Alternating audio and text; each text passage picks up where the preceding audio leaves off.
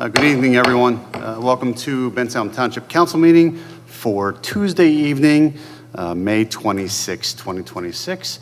I would ask for the opening of the meeting with a moment of silent meditation or prayer, followed by the Pledge of Allegiance to the flag. If everyone could please stand.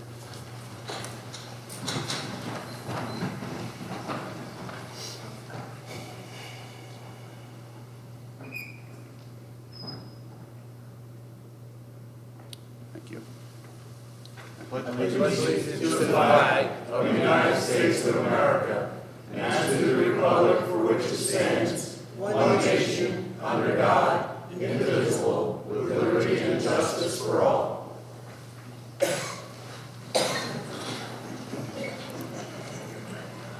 I'll just go around the room, just quickly introduce those that are up at the table here. We'll start with Mr. Phil Worsta, Township Engineer, Deb McBreen, our Executive Secretary, Councilman Joel Knowles, Councilman Joseph Wenzel. My name is Ed Tokmajian, and we have Councilman Sloan.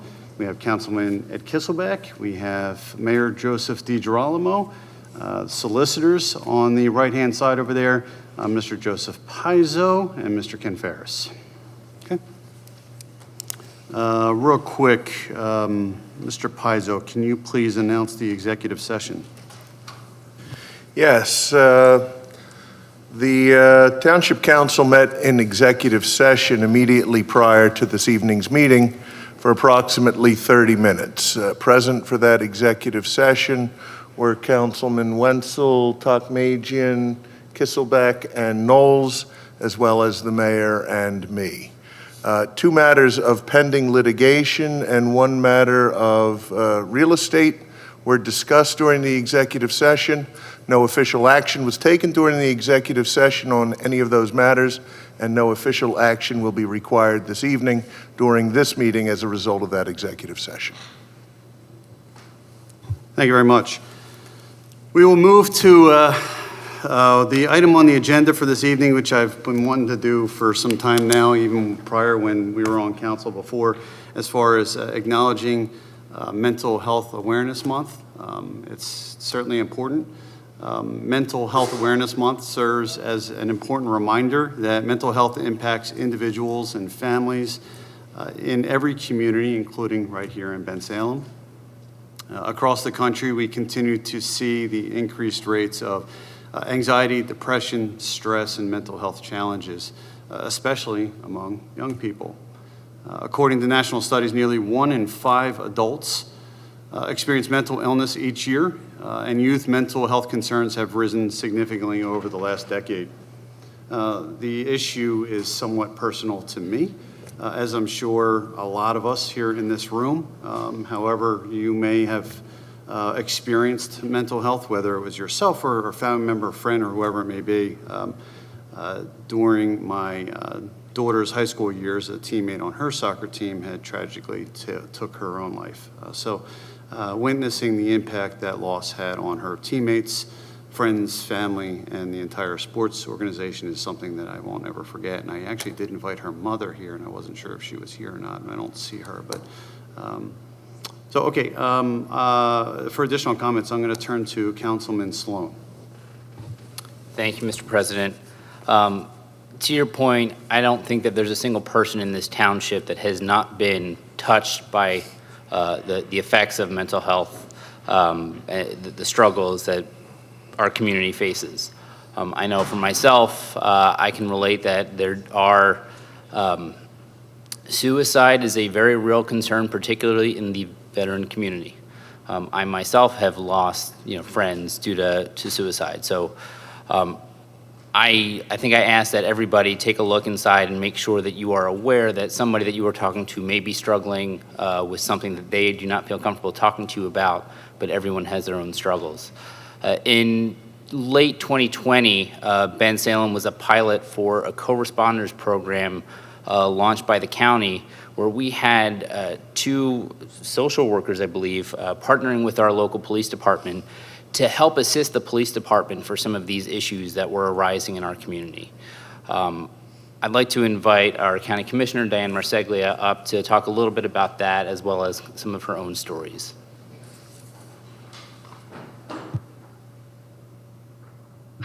real quick as Diane comes up. This is from my strike. Yeah, right over there, Diane. I mentioned, right before you walked in, I mentioned you, actually. So, yes, yeah. So I'm so happy that you're here. Thank you. Thanks. You're absolutely right. Our co-responders program that is in over 30 police departments now in Bucks County has really helped a lot. We have social workers right out there with police officers able to help people who are having a crisis. We have opened up the Diagnostic Assessment, Restoration, and Treatment Center, which is a place on the prison's grounds, but this is for people who have ended up in jail but shouldn't be there because they have a mental health problem. So now the police or the hospital can refer someone directly there and they can bypass the jail.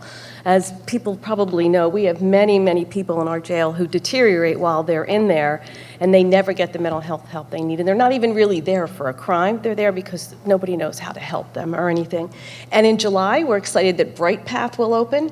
This is a crisis center that everyone in the county can use, children, adults, drug and alcohol, mental health, co-occurring. It's beautiful. We are very excited for, we haven't cut the ribbon, but we've been inside and it's the most fabulous facility I've ever seen. So you won't have to go to an ER anymore. If somebody in your family is having a crisis, you can go there and it's a pleasant place and we will get you the help right there. For a long time, many of you probably know that I lost my daughter Becky 21 years ago to suicide. And since I've been a commissioner, we started the Suicide Task Force. I see that you have the Wolves here today who are such incredible friends to our task force and have been helping us really launch things. When I told people on the task force they would be here tonight, everybody was like, oh my gosh, they're our favorite. So thank you for bringing up mental health. It's terribly important, and you're right, everybody has some. We also have a veterans response team. I don't know, are you aware of that? So we have someone going out when the police go out with that as well. So thank you. Thank you so very much for coming down, Thank you. Commissioner. I really appreciate it. I then want to also recognize our first responders here in the township, and then also members from our school district next, including school board directors. So first of all, do you want to all come up, if you don't mind? Dr. V, please. Dr. Velasquez is our superintendent for the school district. She has taken over and is doing a fabulous job since taking over. So thank you. Do you want to say a few words? You guys want to go up to the podium? I didn't mean to put you on the spot. Good evening, everyone. It's an honor to be here to discuss this and to have this conversation tonight. Our social workers on behalf of the district work really hard with all of our families, not just our families that go to the school district, but also within the community as well. They're partners with many of our first responders, and they help as well at that point in time when they need that help the most. We've been very lucky that we had the services of Care Solace, which helped us to be able to put mental health supports in place for families and our staff members as well. So this is very important to the school district and our community, and we're honored to be here tonight. Thank you. Thank you. Thank you very much. Did you guys want to say anything? We just really appreciate the opportunity to have this conversation and to kind of be part of breaking down the stigma. As you said, we're all touched in one way or another with mental health, and just being able to be part of breaking down that stigma is really important to us, and we appreciate that. Yeah. So thank you. Can't say thank you enough for the work that you do. Thank you. Thank you. We Thank appreciate you. Roger, did you want to say anything for being part of the school district? Mr. Allen, school board director. Yes, absolutely, and thank you, Councilman, for recognizing mental health, because this is an important issue for all of us. One thing I will say is mental health struggles are prevalent not only in our schools, but it's also prevalent in our churches and also right here in our homes. So I want to say I commend you for finally recognizing mental health, and I want to urge everyone to go further. That neighbor that you may not talk to, go and knock their door and check on them. That friend that you haven't talked to in a while, try to reach out to that friend, because you don't know what everyone's going through. Even the people that seem so happy, the people that seem like they have everything get together and they have everything put together, you don't know what they're struggling with on the inside. I personally have, as the councilman knows, I have people in my family who have struggled with mental health, and it's the people that seem so happy, like nothing is going on, that oftentimes on the inside they're struggling the most. So all I would say is, if we reach out to those people, if we come together as a community, as the councilman has started, we will touch the lives of many people. So I urge everyone to reach out to your neighbors, and let's come together as a community. So thank you so much, Councilman. Yeah, thank you, Mr. Allen. Anybody else, before we get to the recognition for this evening, anybody else that wanted to speak for the issue? All right, seeing none. Deb, I think we're ready, when you, if you don't mind. So I just wanted to turn it over now to recognizing a nonprofit organization that we wanted to highlight this evening, which was Abby's Bakery. A quick personal story. I met John about almost 20 years ago, and coincidentally, it was on Cinco de Mayo, and it happened to be our daughter, my wife and I's daughter's birthday. And it wasn't under the most ideal circumstances, right, if you remember, John. And he's been the executive manager of one of the Bensalem's longtime restaurants and has dedicated many, many years managing and serving our community here. Since then, my wife and I continue to frequent the restaurant a lot. We see John, we've gotten to know John, and over time we learned that about the tragic loss of John's daughter, Abby, and how the family chose to turn to such an unimaginable loss into something positive through the creation of Abby's Bakery and their efforts to support mental health awareness throughout the region. Ever since hearing their story, I wanted to recognize the family for the meaningful work that they have done in helping others and bringing awareness to mental health challenges, especially among young people. And on a personal note, what also makes it especially meaningful, and the reason why I brought up our daughter, is because she's also a baker. So we truly appreciate the creativity, the passion, and the purpose behind Abby's Bakery in Abby's memory. So with that said, did you want to come up and say a few words? Please.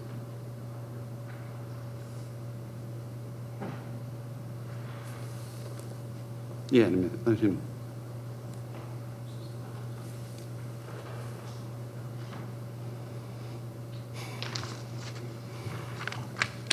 Thanks. Good evening. We just wanted to thank Bensalem Township as well as the Mayor's Office for inviting us here tonight. We'd also like to thank all of you for attending and recognizing the month of May as Mental Health Awareness Month. This month is very near and dear to our hearts for several reasons. It is not only Mental Health Awareness Month, but it is also our daughter Abby's birthday. On May 3rd, Abby would have turned 20 years old. We lost our beautiful daughter in November of 2020. She lost a battle with anxiety and depression, taking her own life at the age of 14. She was bright, funny, talented, and seemingly perfect in every way. Unfortunately, Abby struggled with hidden challenges that we knew little about. On the surface, she was a smiling, dancing, cheerful teenager. Behind closed doors, she felt the struggles of isolation driven by the COVID world. After we lost our girl, we felt the immediate need to address and bring light to the struggles our children face on a daily basis and the necessity for tough, honest conversations. We created Abby's Bakery, a small nonprofit organization with the goal of raising awareness for mental health and suicide prevention, along with ending the stigma that generally coincide with such issues. Abby loved to bake. The kitchen was her happy place. We couldn't think of a better way to address mental health than combining her love of baking with the need for tough conversation. We raised money by selling mason jars filled with her favorite recipes, tagged with paint and hearts, and suggest that people use the time baking to open up meaningful conversations. Over the last 5 years, we have held resource fairs, given away scholarships, held volleyball tournaments, and funded Hope Squads in 3 schools across the state. None of this would have ever been possible without the incredible support from our communities like Bensalem. Today, suicide is the second leading cause of death for youth and young adults from ages 15 to 34, with an average of 49,000 deaths by suicide in a year in the U.S. Suicide also is generally higher in specific occupations such as construction, the medical field, as well as police and fire departments.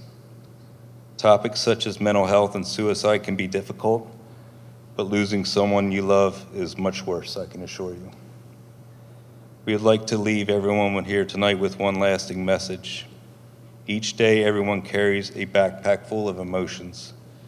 This backpack carries stress, hurt, anxiety, fear, grief, and so forth. Some days our backpacks are heavy, and some days they are light.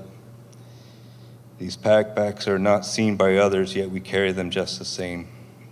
Be kind, be gentle, be compassionate, and have empathy. You never know who may need it. Thank you once again for having us, and thank you once again for making mental health a priority here in Bensalem. Thank you. And Commissioner Martiglia, you've been a beacon, and we follow your words often and think of you often. So thank you, and it's wonderful to see you tonight. Thank you. Thank you.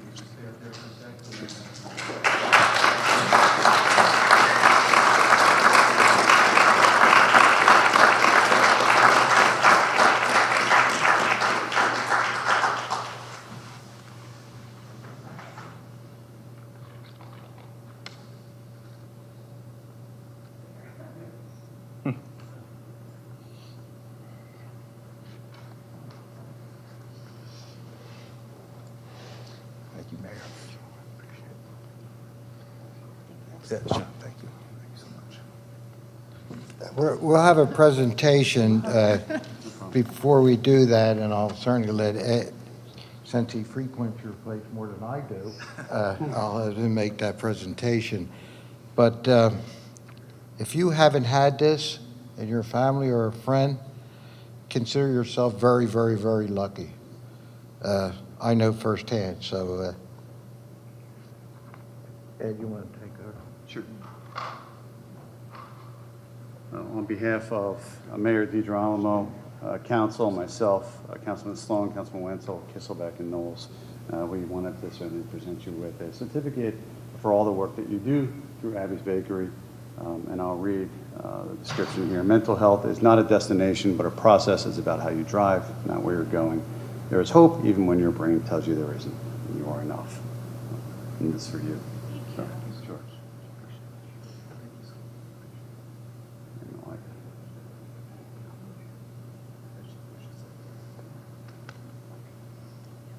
Thank you so much for coming.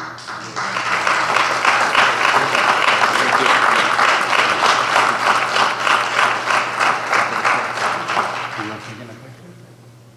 More counsel? You guys want to come on? Come on.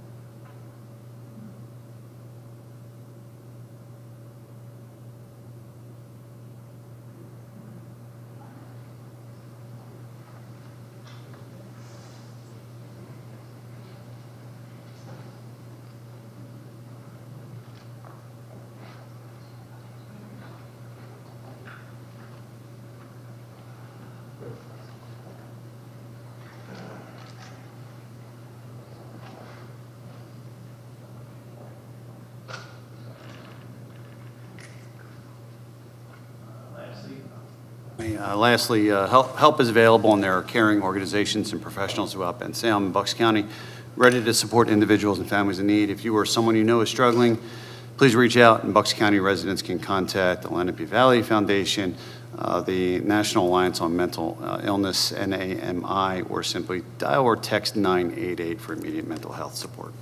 So, thank you very much. Thanks so much for coming out. I'm going to move on with the agenda. You don't have to, whoever was here for mental health doesn't have to stay. You're more than welcome to go. It's a public meeting. You can stay if you want. You can go, whatever you decide. no problem at all. I'll turn to agenda number 3, public comments, only limited to specific agenda items only. And then we will have public comment at the end of the meeting for anything non-agenda specific related. Okay? I'll just wait until quick.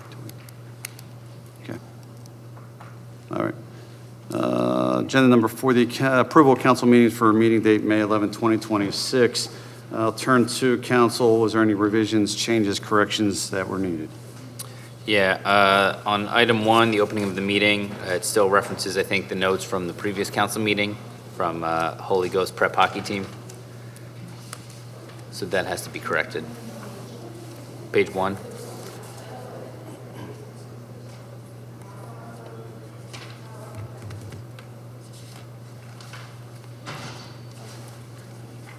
It should just be that Councilman Tookmage and opened the meeting, he did not invite the captain of the Holy Ghost Prep Hockey That Team. was the- That was the meeting prior. Yeah. Yeah, that was the only correction I noted. Anything else? With that change made, just need a motion to approve and accept. I will make a motion that we approve the minutes as corrected. A second? I'll second. Okay. I'll call the votes. All in favor, vote aye. Aye. Any against? Okay. Unanimous, Deb. Thank you very much. Deb, before I move on to, I just want to say thank you very much for putting the certificate together and doing the screening. That was really helpful. Thank you. Move to agenda number 5, the consideration of an escrow release for 700 Bristol Pike, tax parcel 02-031-001. Phil, is this yours? Yes, Mr. President, thank you. This escrow release is for the 700 Bristol Pike job. I don't know if any of you have seen it down at the south end of the township. A lot of work going on there, and this is the second release that we're recommending. We reviewed the developer's request for escrow number 2 in the amount of $363,182.90. All requested items have been satisfactorily completed except as noted on the attached tabulation. Based on the above, we recommend that Bensalem Township Council consider the approval of this escrow release, which is number 2, in the amount of $237,928.90, subject to audit by the Finance Department. This audit should take approximately 30 days. Turn to the council. Any questions? Okay, we still have 741,000 to make sure everything else is. Yes, sir. Any further questions? No? Just need a motion on the table to accept the release. I'll put that forward, motion, Mr. President, that we accept the escrow release number 2 for 700 Bristol Pike, tax map parcel 02-031-001, as presented in the memorandum. Is there a second to that motion? I'll second. I'll call the vote. Any questions, comments? All right, I'll call the votes. All in favor, vote aye. Aye. Any against? Okay. Thank you very much. Thank you. Yep. Thanks, Phil. Move to agenda number 6, consideration of the 2026 Community Development Block Grant Program and the proposed use for the ADA curb cut upgrades, Family Support Services, Homeless Shelter Program, Admin, Housing and Rehab, and Senior Center. I know John was going to try to get here, and I do not. Yeah? Okay. Mr. Pizzo. Certainly. So as council is aware, our fiscal year for our Community Development Block Grant Program runs from July 1 to June 30 of each year. And prior to the start of the upcoming fiscal year, the administration has to present to council for your approval the proposed use of the township's community development block grant monies for the upcoming year. This year, the township is expected to receive slightly over $450,000 of funds. The allotment is similar to what's been presented over the last several years. $312,000 would go to the township's ongoing ADA curb cut upgrade program. This is somewhat timely, as you'll recall at our last council meeting, there was a resident who came forward with some discussion over curb cut and handicapped accessible curb cuts within the township. As you'll see from the memorandum that Mr. Chakowski prepared, just in the last 5 years alone, the township did 50 ramps in 2022, 58 ramps in 2022 in Phase 2, 49 ramps in 2023, 40 in 2024, and 27 in 2025. And those have been in various neighborhoods throughout the township: Springdale, the Coves, Neshaminy Valley, Groudon Manor, and Belmont Ridge. The program has been going on for years beyond 2022. Those are just the most recent examples. And the proposal is obviously to continue to put monies towards that program in 2026. As Mr. Chakowski noted in his memorandum to you, those monies have to be used in residential neighborhoods and cannot be used on state highways or on business properties. So there was some discussion last meeting about, I think it was the Kohl's Shopping Center. The township could not put these monies toward that particular property. In addition to the ADA curb cut program, funding to support the Levittown homeless shelter facility that, again, we have funded for many, many years and serves all of Lower Bucks County. The ongoing housing rehabilitation program, upgrades to the senior center, again, something that we've put money toward each year in recent years. Window replacement, new roof have gone towards that. And then monies to the township for program administration for all of these various aspects of the CDBG program. So Mr. Chakowski is asking, and the mayor is asking, obviously, for your approval of the program for 2026-2027 fiscal year. Thank you, Mr. Pizzo. Just a quick question before I turn to council. Is this just specific to ADA curb cut upgrades, or is there any possibility of investing into just sidewalks in general? Or would you happen to know that question? I believe the answer is that it would have to be for the ADA component of the program. That's the triggering mechanism, if you will, for the funding to be able to be spent on that. Again, these are HUD dollars that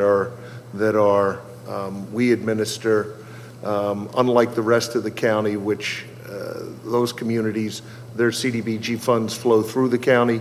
Here in Bensalem, we get them directly from HUD, and we administer our monies ourselves. Got it. Yeah, and the full transparency, the reason why I'm asking is, from what I understand, there may be a few areas that the school district has identified for sidewalks, and if at that point we deem it as a feasible option, and curbs, ADA curbs need to be put into those sections, if we decide to, that would cover. As long as they're residential areas, that would work.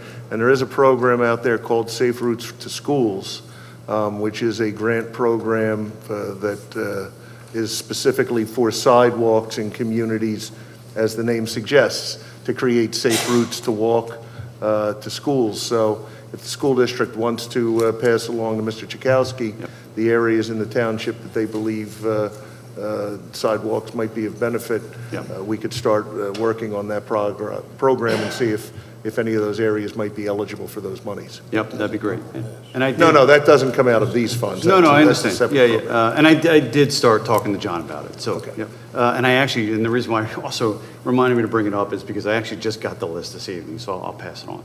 Great. Okay, thank you. Pizzo, we'd be able to, we have money we collect in lieu of for sidewalks, and if we had some sidewalks that were adjacent to a ramp or something that needed sidewalk work, we could also do that, right? That's correct. Yeah. Also, as well, this can be used on state roads as long as residential neighborhoods, correct? Not on state highways under any circumstances. I'm saying like Bensalem Boulevard to State Road. That's Would we- correct. If there's a ramp there in a residential neighborhood, could we use this grant for that I do corner, not, for like I do corner not there, it's believe so. residential? No? It has to be Okay. on local roads. When you, if you notice that Huneville and Byberry, those Yeah. grants, we had to pay for those. That didn't come, it's on a state highway and they won't pay for that. Okay, thank you. Any other questions? Yeah, the $20,000 that's set aside for the senior center upgrades, do we know what is planned for that this year? I believe new carpeting, and the senior center is proposing some interior work, some interior renovations. I don't know the specifics, I apologize, but those would be the two items. Okay, I'll reach out to Director Chakowski and get some more information. Nothing further? Mr. Gilsbeck, anything? No, I'm fine, thank you. Yep, yes, sir. Just need a motion to accept and approve the grant program, if you so choose, council. I'll make a motion to move forward with consideration of the 2026 Community Development Block Grant Program and the proposed use of the ADA curb cut upgrades, family support service, homeless shelters, program administration, housing, rehab, and senior center. Okay. I'll second. Okay. Any questions or comments to the motion? Mr. Paizo, do I have to open up this to the public, being this a grant, just to make sure? No, I don't believe so. Okay, all right. Okay, I'll call the vote. All in favor, vote aye. Aye. Any against? Okay.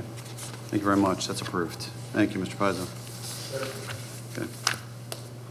And that should cover our agenda. I'll turn to, there's a lot of people here tonight. Turn to public comment. Anyone willing wants to speak this evening? I would ask that you would come up to the podium. Anyone? Yep. And then just to remind anyone that does want to come up to speak, just please provide your name and your address. Hi, my name is Jenny. I'm at Jenny Route 2650 Mechanicsville Road in Bensalem. I am one of the coordinators at Bucks Bounty Food Pantry. You might know us formerly as Harvest Ministries. We're here before you today, a couple of my people here today, because we need your help.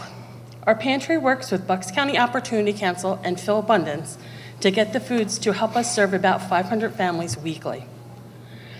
Within the past few weeks, Phil Abundance has taken over half of our foods away by removing Bucks Bounty from the retail rescue program.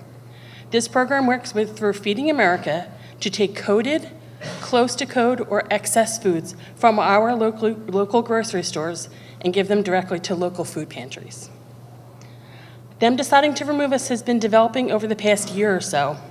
Originally, half of our retail rescue was being delivered directly to us by Phil Abundance, but then they decided they didn't have the manpower to come up here into Bucks County to give us the food. After much fundraising, we bought our own refrigerated truck to do the pickups ourselves. Then Phil Abundance was so happy with this that they would often call on us to pick up other stores that they were unable to get to. Fun fact, from July 2025 through April 2026, we moved 1.2 million pounds of food just for Phil Abundance. Now that means that the 1.2 million pounds went to this community. It stayed right here. This is no longer the case. Now, we tried to talk with the food stores, hey, let's bypass Phil Abundance, keep it local, help your community. They tell us their hands are tied. They have contracts with Feeding America and Phil Abundance. In fact, after we went to the stores, the people we have directly worked with for years, almost 15, some of them, the people at Phil Abundance couldn't pick us out on the map. Hold on, I messed up, hold on, sorry. In fact, after we went to the stores, the people we have directly worked with for years, the people that Phil Abundance probably couldn't pick out on a map, Phil Abundance tells us, please don't talk to our stores. Don't approach them, you are not authorized. Wow. We all here probably shopped at many of those stores right here in our community. And now they can't talk to us about giving back to our very own community? It's insulting. People sitting down there in their offices in the city, getting paid the big bucks, are going to dictate to us that we can talk to our local grocery stores and who they can donate their food to. Sorry. Now for the kicker. This food is now partially being picked up by Phil Abundance themselves and taking it into Philadelphia.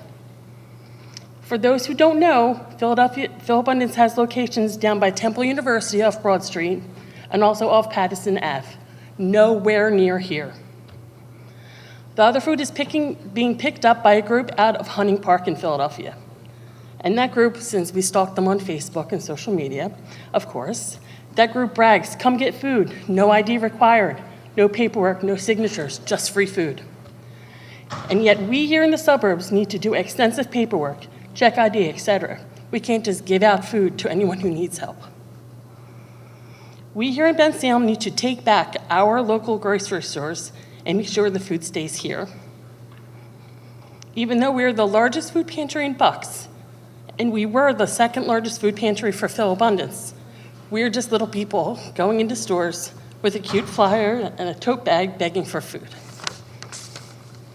My husband, Brian over here, has been to over 40 stores in the past few weeks just in Bensalem. He's been pounding the pavement at local businesses. But he wants me to tell everyone, when you're at the grocery store and they ask you to round up or donate to Phil Abundance or Feeding America, or when you donate to Preston and Steve because you want to be cool for WMMR, please remember this community will never see a penny of that, and none of those cans will be donated here. We're asking our local officials to assist us in any way possible. These grocery stores need to know what's happening. We have at least 7 grocery stores here in Bensalem. None of the excess food stays here in Bensalem, or even in Bucks County. We do have hungry people here. We serve families that are regular working class people just trying to make ends meet. We have many Bensalem seniors that come because they can't afford healthy produce. We need to do more, and we need help. I would like to thank Councilman Wenzel for asking us to come here and speak, recommending what we do. We appreciate it, and we thank you for having us here tonight. We are here to beg for help, not for us, but for our community. Thank you.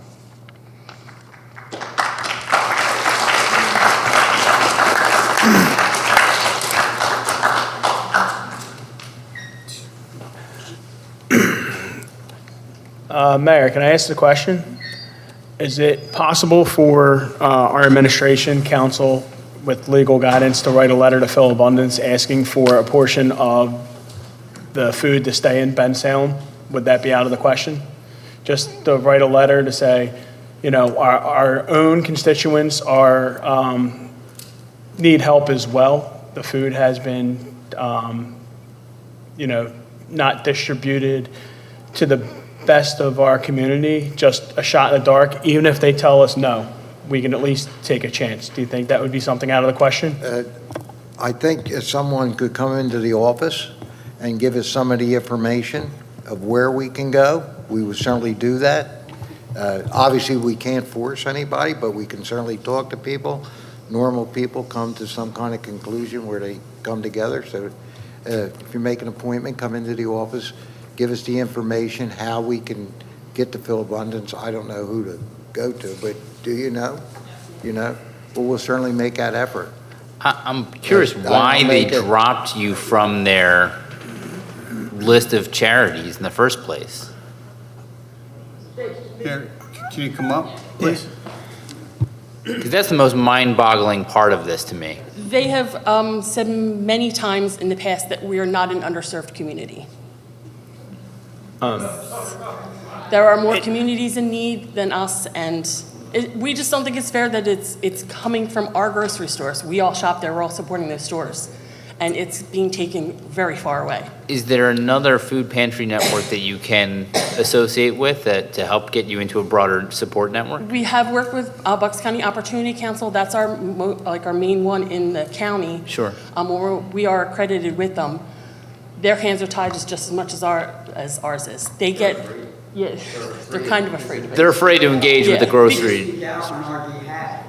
They can be shut down. We're giving out more fresh produce than the whole county is for all of us in one zip code. So it's It's a bit of a monopoly. We're seeing that. It's, That you know, that is I- the most insane and upside down backwards monopoly I've ever Food heard of. pantries have always been based on like a community thing. It was started in the 60s and 70s through churches and community organizations, and now it is a multi-million-dollar industry.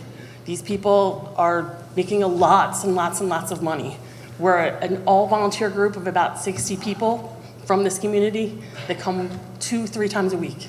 Didn't you say you had to register people that you're giving food to and such, and have that information? So, I mean, wouldn't that be an argument in your favor in terms of, these are the people who qualify, and we have the record of who they are? That's what's frustrating about it, because we're held to I don't think we're held to a higher standard than other pantries, especially ones in Philadelphia. But if they have no standards at all, who's to say? Well, and I almost wonder, is there an argument to be made to get you back inside the Philabundance network, or is that bridge burned? We have tried. In fact, we are still working with one part of Philabundance with their fresh produce program. Okay. We do still get food from them, but they're reviewing our contract, which is up on July 1st. So they provide us with 12 to 16,000 pounds of food, of fresh produce weekly. Sure. Understood. Yeah, the county gets like 3,000 of that. Yeah, maybe we can help with the contract negotiation, get them back in with Philabundance, at least to get you back inside the network so that you can. Yeah, Right. That's what I'm wondering. that was the intent. Why don't we do this then, Jenny? I mean, look, we recognize the good work. You've been down there for many, many years. I know the Lions Club, we help out down there too as well, and as far as manpower is concerned. So let's get together, if you don't mind reaching out to the mayor's office, schedule some time.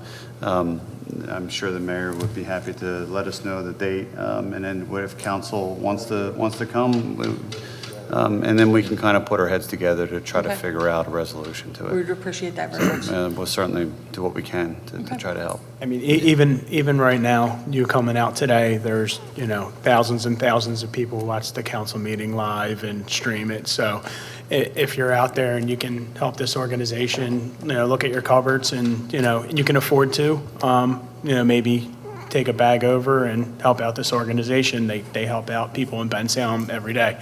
So only way we can do is just give back to our own community. Yes. Thank you. Yeah. Thank you. Okay. Any other public comments? Anyone else? I see.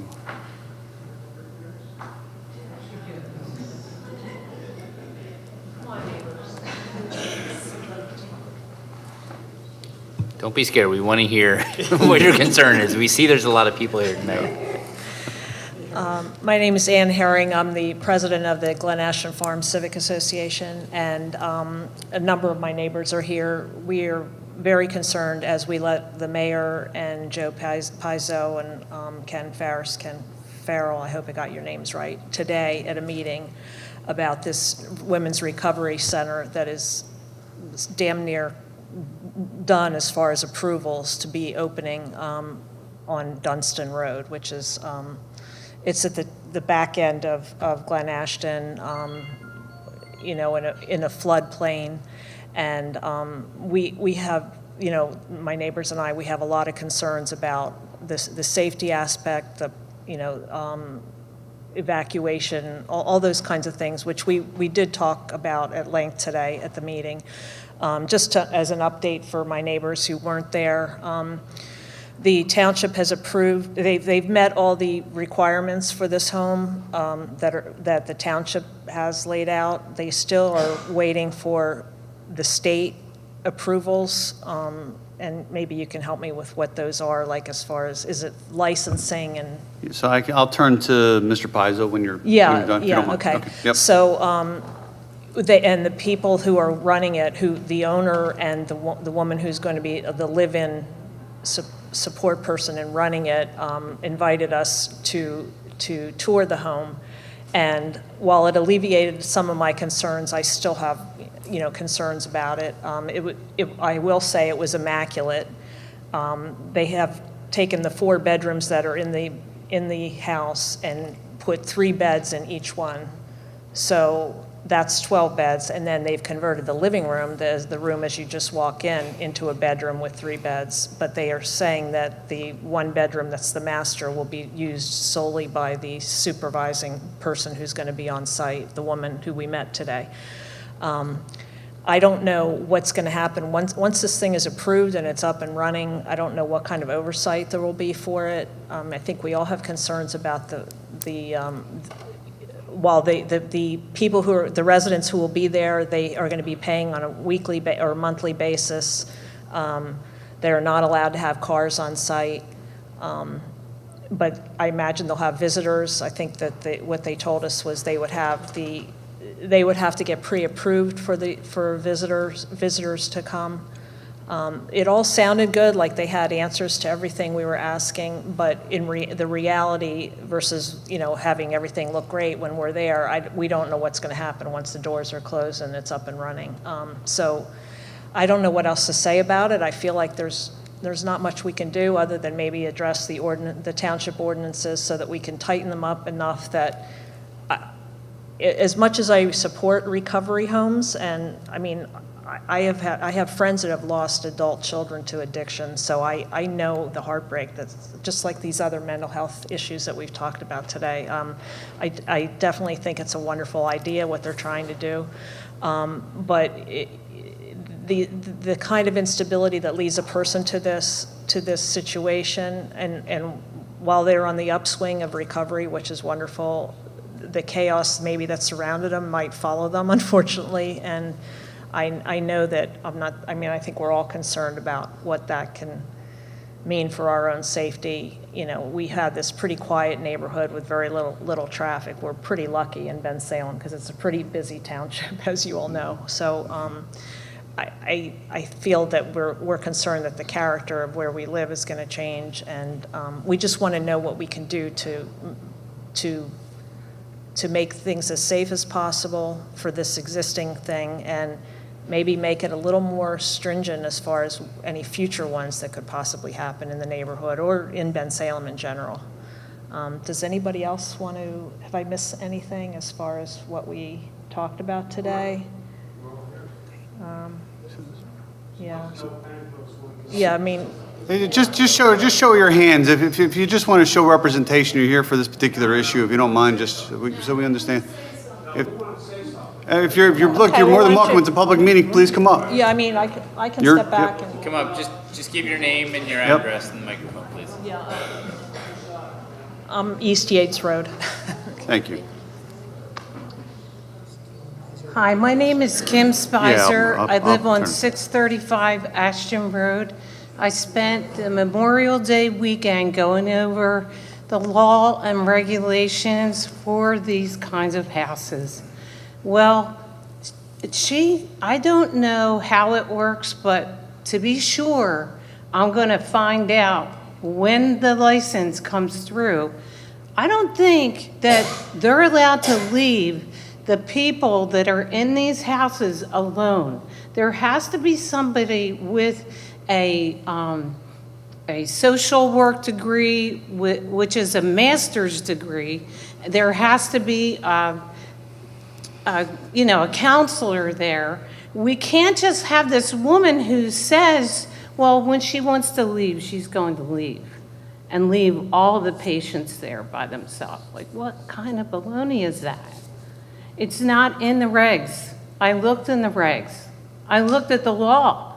And I got really mad when I spent my whole weekend doing that, and I got to her house, and she said she was she's going to restore all these women with yoga. And she's talking about these women are battered. They're not in recovery. And the last time I came here 2 weeks ago, I bought this up, and none of you knew about it, except for one person. And that really made me angry too, that I was lied to. In our neighborhood, I can't tell you how many things are switching around, changing, making the neighborhood just ugly. Just ugly. The zoning is getting horrendous. And I don't mean to, like, that has nothing to do with this house, but let me tell you, I'm gonna be checking on these regulations, and there are kids running around. If we have a woman who's battered and her husband decides to come along and, like, take her marbles out, we're in big trouble if they misfire and hit a kid. I'm just, like, do you understand how long I worked on this and it just keeps switching around? What the heck is going on here? Okay, I'll sign my name and leave. Thank you. I'll just add to that, that Do you- They no, you don't said have to that it's sign going to it. be people in recovery. It's not going to be domestic violence victims. It's another issue that I'm very familiar with. And that does bring a lot more concern as far as safety for everybody in the neighborhood. They did, shoot, I forgot what I was going to say. I don't know. I forget now. I specifically stood up for something. Anyway, did you have something you wanted to talk? Yeah, I'm sorry. If I think of it, I'll come back.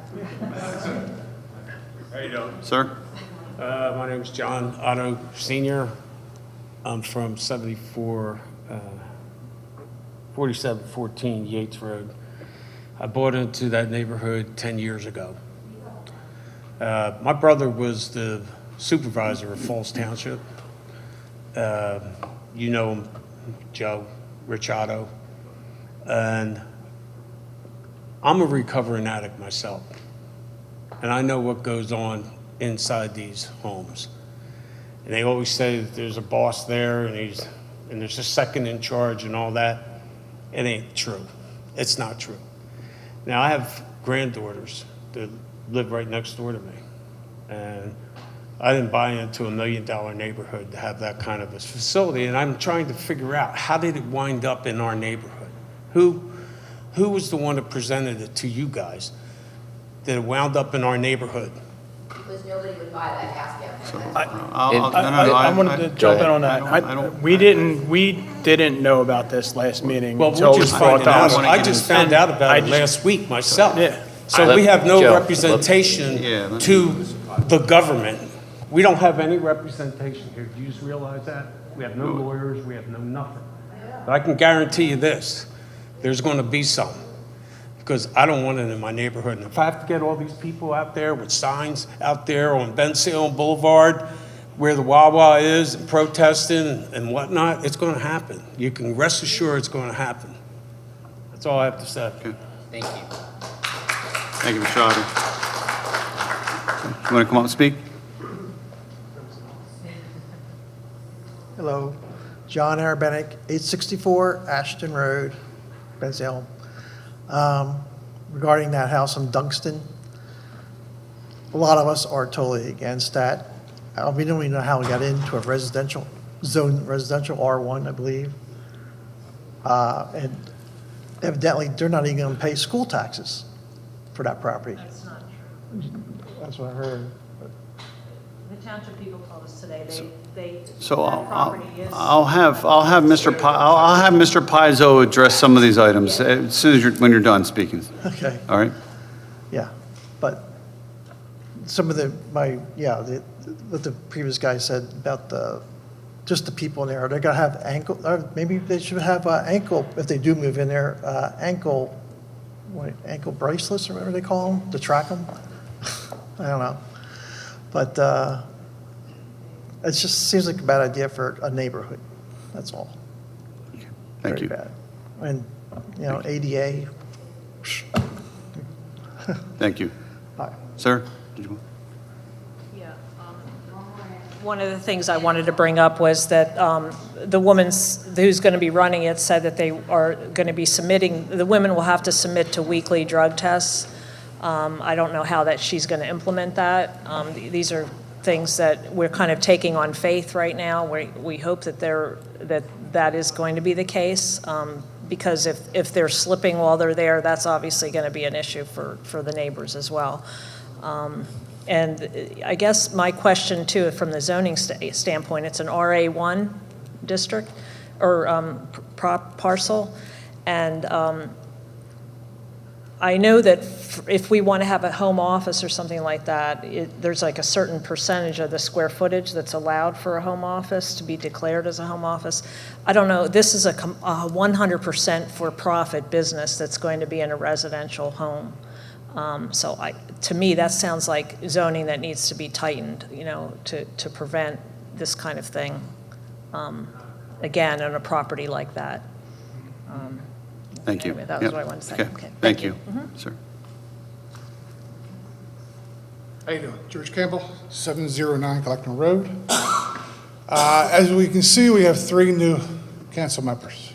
We have 2 seniors. You 3, if you're elected in, will be the future of this board. We need to change things. As the mayor always said, build a better Bensalem. I've heard that for 56 years in my life here. 30 years living at this residence. We had 15-mile-an-hour speed limit signs put in by the association back in the 70s, and that's a joke. The speeding is terrible.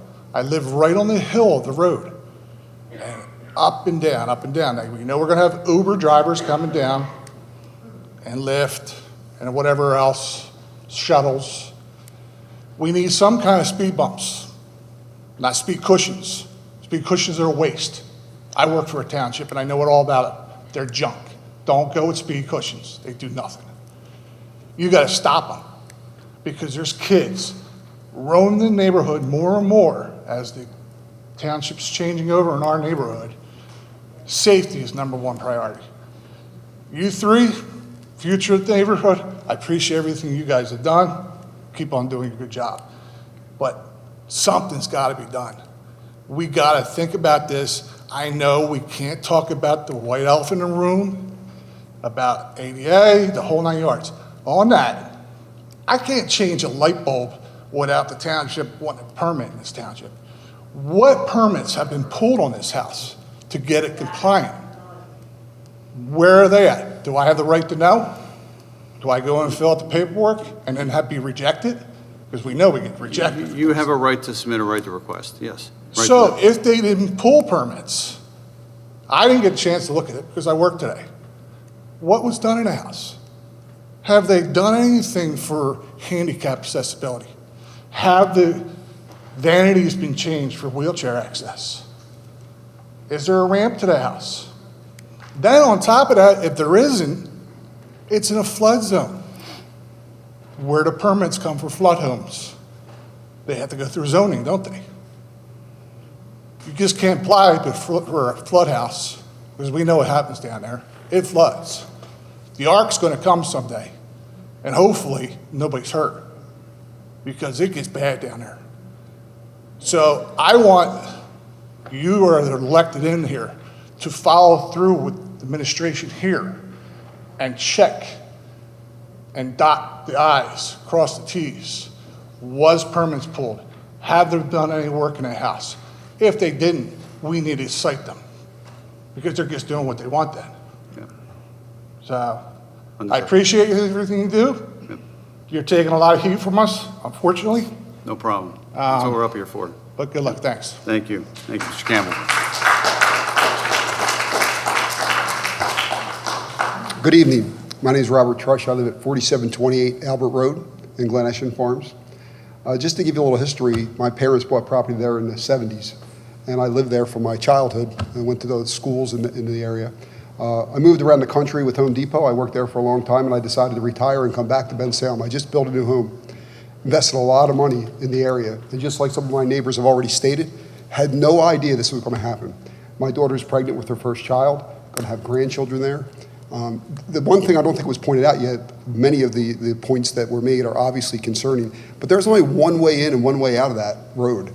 And so, like everybody else, you think there's going to be 15 people there, potentially husbands, boyfriends, people that maybe have mental health issues that are flying up and down that street, in and out of there, maybe not so happy about what's going on with their better half, and very concerning for the children. There are a lot of people walk their dogs children riding bikes all over the place with that one exit in, one exit out, and who knows through all hours of the night. So it's just some of the things that I don't know that we're pointing out. The last thing is the value of the homes. I don't know if there's any type of analysis that's done when a home like that is put into a residential area, but there has to be something lost about people. I wouldn't have wanted to move back in there if I would have known where I grew up as a child. All of a sudden, there's going to be a home like this there. I don't know that I would have moved back, but I did, and I'm happy to be there. I want to do my best to try to help everyone, like we're doing tonight, share with you our concerns and maybe see some reaction that can, if it can't stop this, stop it from happening in the future. But as was said already, there's going to be a lot of eyeballs watching what's going on there and a lot of concerns if things aren't running the way they're supposed to. And I appreciate you listening, and hopefully you can help us with this. Yes, sir. Thank you. Thank you. George. Sir? Good evening. I'm Alan Payne. I live at 511 Kleckner, which is next door to the house that's being spoke of tonight. But I'd like to start by saying that I'm proud to live in Bensalem. I bought my home there in the early 90s. I've lived through 3 floods down there. I am in a flood zone. My house does flood. Fortunately, I'm at the higher end of it. Those houses other houses down there get more water than I do. But it's a great township, and I've enjoyed my street being plowed before Route 13. We have a superior police department. A few years back, we had some undesirable neighbors that were graffitiing underneath the 95 bridge there. One call, next day the graffiti was gone. Bensalem is a great town to live in, and I really hope to see it stay that way. I feel like I was blindsided by this. I really don't know what's going on yet. I've heard a lot of rumors, but it doesn't sound like it's going to be anything that benefits me. And as a next door neighbor, I already see traffic just from people that are curious as to what's going on, coming by, seeing what's happening down there or what they expect or hope doesn't happen. But I'm hoping that we can get clarity on what it really is, what's really going to be going on. From what I've heard, it's going to be short term. 15 people living there. It sounds more like a hotel than a residence. Again, other concerns have been addressed about access, emergency services. You know, are sprinklers required in the house? I don't know. But I'm happy to live in Bensalem, and I hope and pray it stays that way. And you people know more about what's going on than any of us here, and we've been blindsided. We don't know what's going on. So we'd like some clarity. And as was said, we have 15-mile-an-hour speed limits. What happens as a little bit of time goes on? You know, right now everybody's concerned about this, and it's being watched by everybody in the township. But as time goes on and we forget about our 15-mile-an-hour speed limit signs, are we going to forget about what's going on down there in our section? It's a very nice section, and it's like more like a nature center than it is a residential section. I mean, a lot of people, as was said, walk their dogs down there, go for their nature walks, their exercise walks. It's a very nice area of Bensalem, and I want to keep it that way. And I ask that you do your part also to try and keep it that way. These people are there, I don't know why they're there, but somewhere along the line, they haven't made the right choice in life. And I don't want to be punished as being a tax-paying voter that tries to do everything right, to live in a very desirable section of Bensalem, and have to support somebody else that's maybe doesn't have the same standards as the rest of us. So I just ask for transparency of what's going on and enforcement, and I really want to go on the record as being against it. I don't see how this is going to benefit me or my neighbors in any way. I don't see how it's going to improve my property value. I just see it as a detriment. And that pretty much sums it up. Okay. Thank you. Thank you for your time. Thank you. Just a couple points before I turn it. Okay.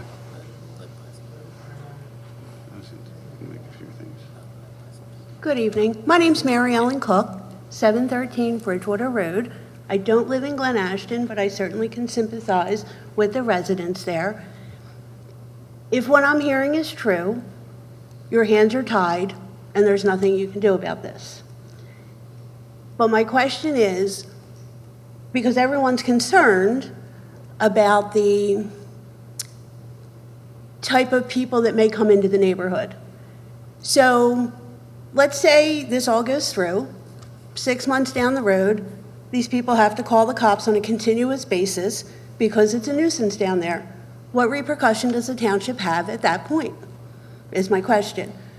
And then, I guess, it's a residential area, and I'm not speaking badly about people that are in recovery, but I drove back there, and it's not like it's at the front of the neighborhood. You really have to travel through their neighborhood. So I can see their concern. So this is it's a recovery home that is a business. So does the township have the right or any repercussion if they're not good business owners? So, just a couple of questions about that.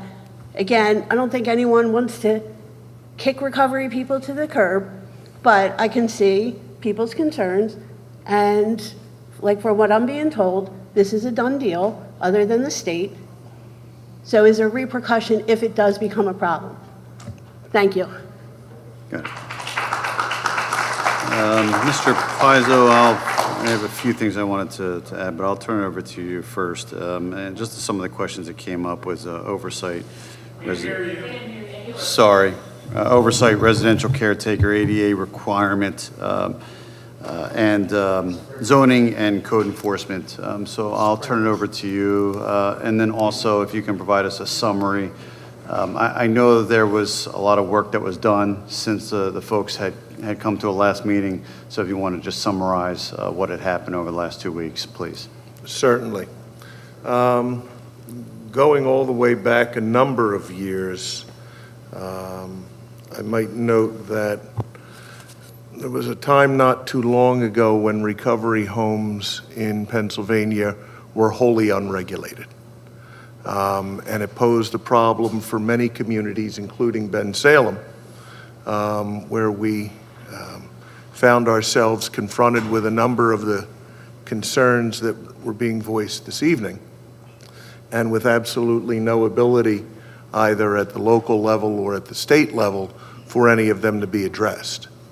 I actually testified in front of the State Human Services Committee on the issue of regulation of recovery homes, because it was becoming a pervasive problem here in Bensalem and neighboring communities like Bristol Township and Falls and Middletown.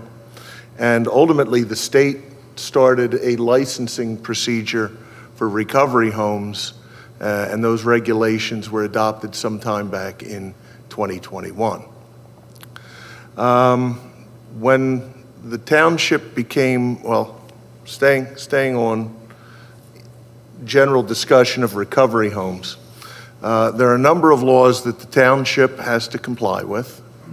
The Fair Housing Act, the Americans with Disabilities Act, chief among them, and requires that individuals who are in recovery, drug and alcohol recovery, who are considered under federal law to be individuals with disability, they are to be afforded an equal opportunity to live in clean, safe, drug-free neighborhoods.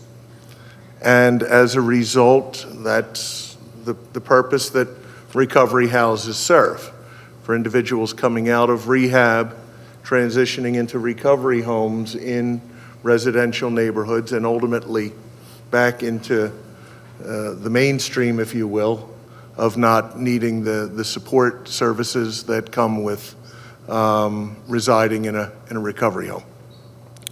So Bensalem's zoning code, which requires us to provide for recovery homes, sober living environments somewhere in the township, somewhere in the residential areas of the township, provides for them in the zoning districts where our largest homes, our largest lots are located, the RA and the RA1 districts.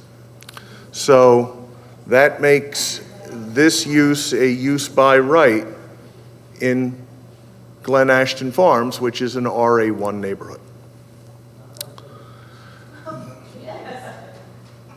In the case of this particular home, and as I said, there are a number of group homes and recovery homes throughout our township.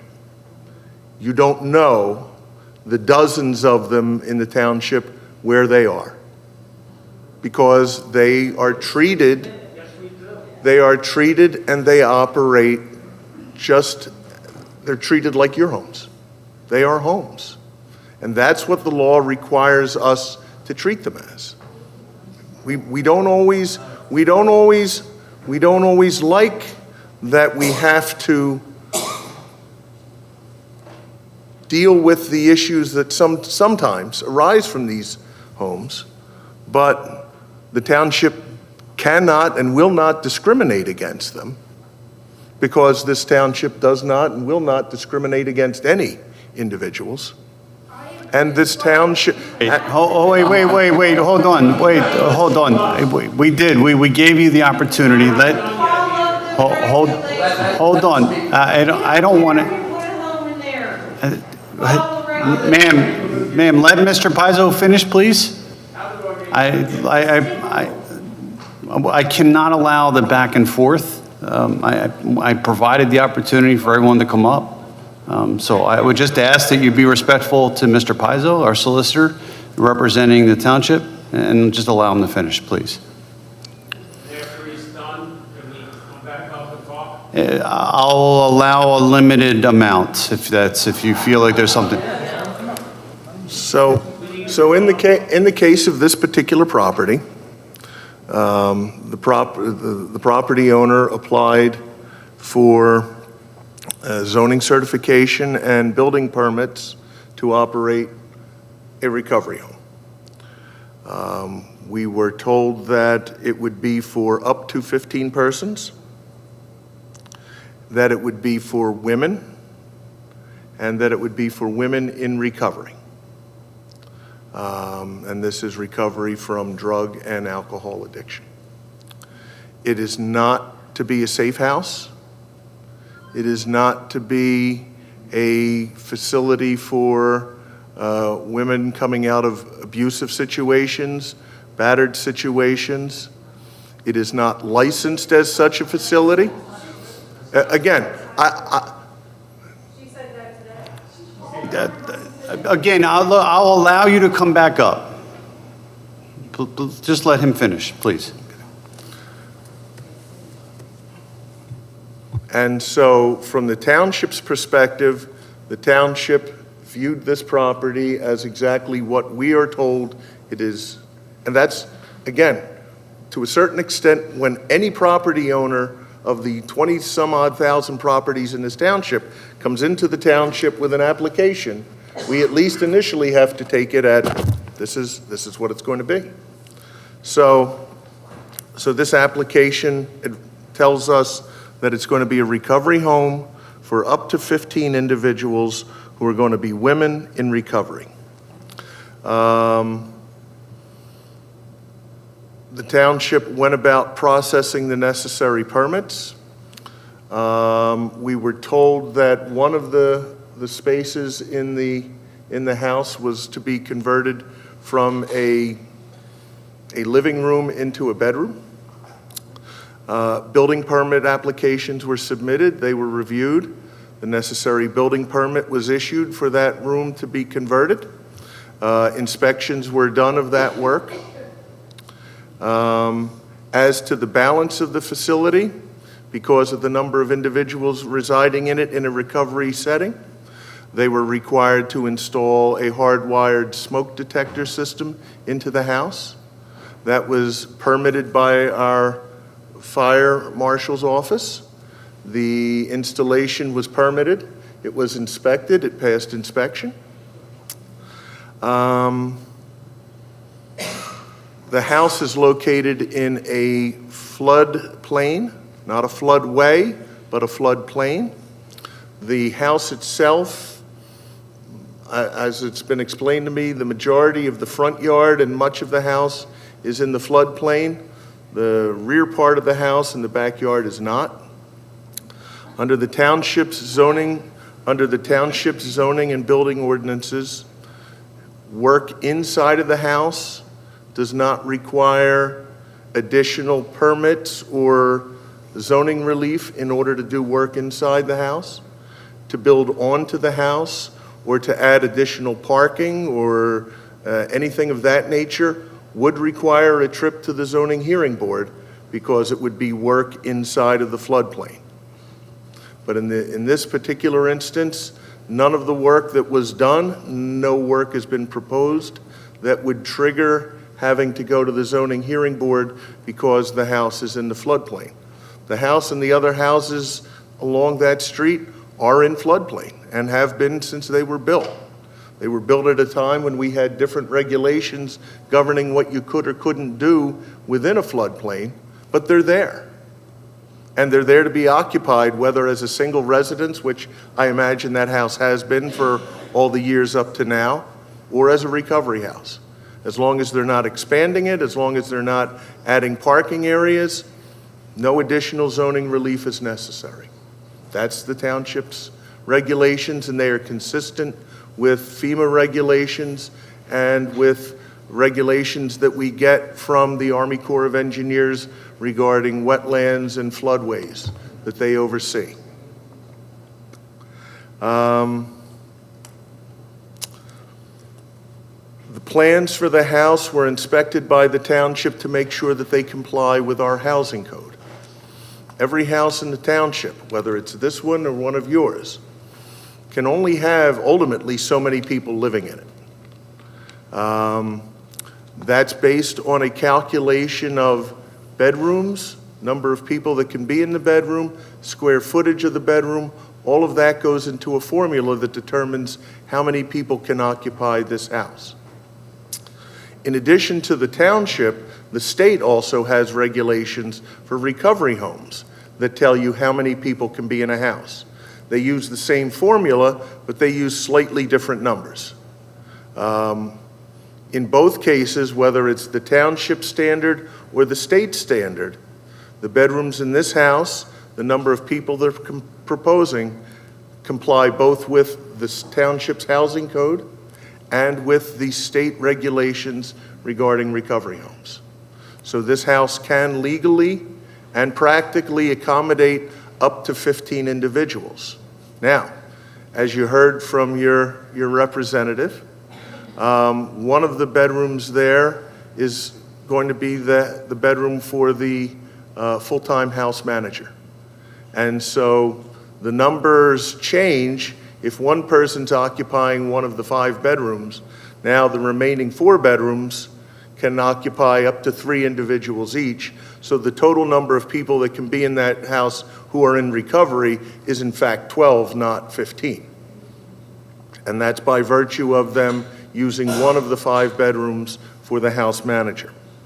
I might add that the house manager is a requirement under the state regulations governing recovery homes.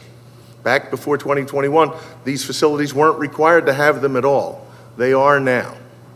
And that individual has to meet the state's requirements for serving in that position. There is some minimum amount of training that the state requires. And the state, as part of the application for the license, they have to identify who the house manager is, what the training is that they're going to get. That's one of the many things that they have to submit to the state in order to get the license to operate the recovery home. State law requires the house to have a communal space like a living room. As the neighbors who toured the house today, along with the mayor and me and Mr. Farris, this house has a living room. The house apparently, before being converted for a recovery home had a family room and a living room in the front. So it still has a family room or a living room. State law requires it to have a kitchen that has a refrigerator and a stove and a sink and a pantry for the residents to store food. This house has all of those things. And if it didn't, the state, who has performed an inspection of the facility, would identify the house as lacking in one of those particular areas. The state law requires it to have bathrooms. It has bathrooms. State law requires that it has exits that are lit. It has exits that are lit. The state law, in fact, doesn't require the fire alarm system. It only requires fire extinguishers. Our code goes a step beyond and requires the fire alarm system, which again has been installed and has passed a test. Fire sprinklers are not required by the state law, and for our building code, our housing code, this house is not required to have sprinklers. Any residential structure that houses 16 people or more is required to be sprinklered. Anything that houses 15 or under is not. This house does not fall under our requirements to have sprinklers. The house is required, however, to have an emergency plan, an emergency evacuation plan that is submitted by the property owner to the state as part of its licensing. When that is approved by the state, the township will get a copy of that as well. So we'll have that as part of our records, and part of, we'll know what their evacuation plans are. The state requires them to submit a list of all of the house regulations, all of the rules that these ladies are going to be required to follow during their residency in the house. That has to be approved by the state. Some of the regulations that were shared with us today during the visit, and last week during a meeting that I had along with Mr. Farrell and the mayor with the owners of this house to learn a little bit more about what's going on there. No more than one visitor, we're told, will be permitted at the house at a time. That visitor has to sign in, has to be pre-approved by the house manager. Visitors are not allowed anywhere in the house other than in the common area. And we saw some today. All of the common areas in the house, the front yard and the backyard, all have security cameras to observe and record what's going on in the house 24 hours a day, 7 days a week. I don't know if that's required by the state or not, but this house is providing them, this house has them, and this is part of the operation of the house. We're told by the owners of the house that every one of their applicants is going to have to undergo a background check.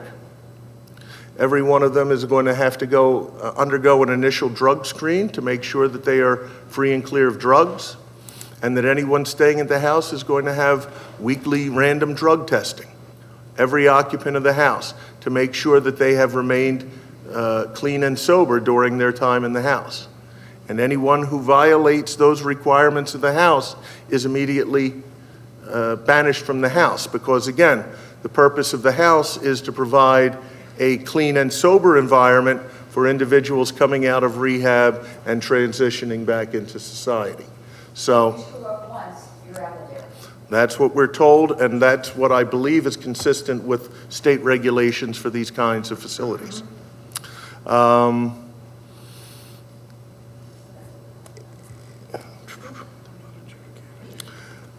None of the individuals coming into this facility will be court adjudicated.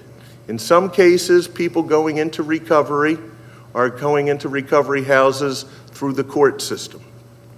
This house is not taking anyone via the court system. Everyone is going to be private. Everyone will be coming either admitting themselves or coming out of rehab facilities like Livingren. They have to pay. The house manager, who I've now met twice, previously worked at Livingren, so I assume that's among her qualifications to be the house manager. She has a college degree and is going for her master's degree online to be a licensed social worker. Again, none of that has anything to do with the township, but it has everything to do with the state licensing, and that's, again, what they've shared with us and with some of your neighbors during the visit today. Again, we've now had 2 meetings with the ownership to try to get answers to any number of the questions that were asked at the last council meeting or who have been submitted to the mayor's office by a number of you, either by email or by telephone.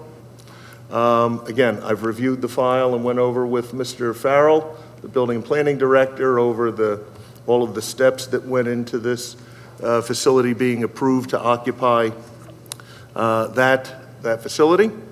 We understand at the moment that the license through the state is pending. Excuse me one second. The licensing is through the State Department of Drug and Alcohol, that if you observe and have complaints regarding the operation of the facility, that you can make complaints directly to the Department of Drug and Alcohol. The licensing is done on an annual basis, and so the license, when it comes time for renewal, will undergo the renewal process that the state has, and I'm sure that included among that are any complaints that are investigated and found to be valid. As I mentioned earlier, the township has any number of these facilities, a good number of which we never receive a complaint about, have never received a 911 call about, have never had anything about. There are others that we have. And when you see something, you say something. If it's something that requires a call to the police, you make the call to the police. The police will respond, and they will address whatever it is within their power to address. Mr. Paizo, can you elaborate a little bit more about how we as a township and the residents can help to make sure that the state regulations are being enforced? Can you expand on that a little bit more, please? I think that's probably what the residents want to know, is what are we doing to make sure that they are following these rules that are set out, not just by the township, but also stipulated by the state regulations? Much of our oversight is dealing with the physical structure itself. So we get to perform inspections on I believe an annual basis, but it's at some regular interval to make sure that the things that have to be operating, have to be functioning, that emergency exits aren't blocked, that stairs are in proper repair, that the alarm systems work. We do that on an ongoing basis.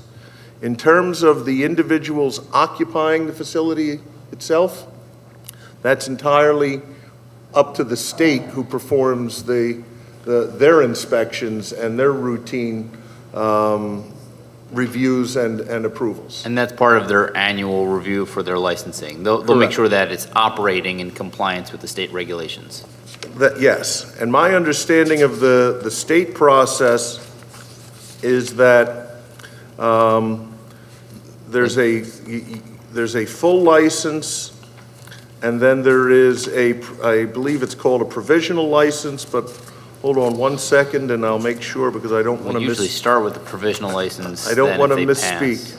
So the department issues provisional licenses valid for a period of no more than 6 months when the department finds that a drug or alcohol recovery house has either substantially but not completely complied with all of the requirements for licensure, is complying with a course of correction approved by the department, or has existing deficiencies that will not adversely alter the health, safety, and welfare of the residents.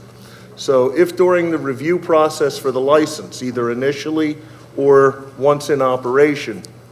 If the state sees issues that need to be corrected, instead of issuing a full 1 year, could issue a provisional to give the facility the opportunity to address whatever it is that needs to be addressed. The state can also revoke the license if it finds that it's not operating within the requirements of the state licensing laws. All of the personnel that are employed by the facility have to meet whatever the state's requirements are for individuals within that facility. The training that's required, they have to certify that they've met all of the training requirements that the state puts into place. They have to maintain records for each of the individuals who lives there.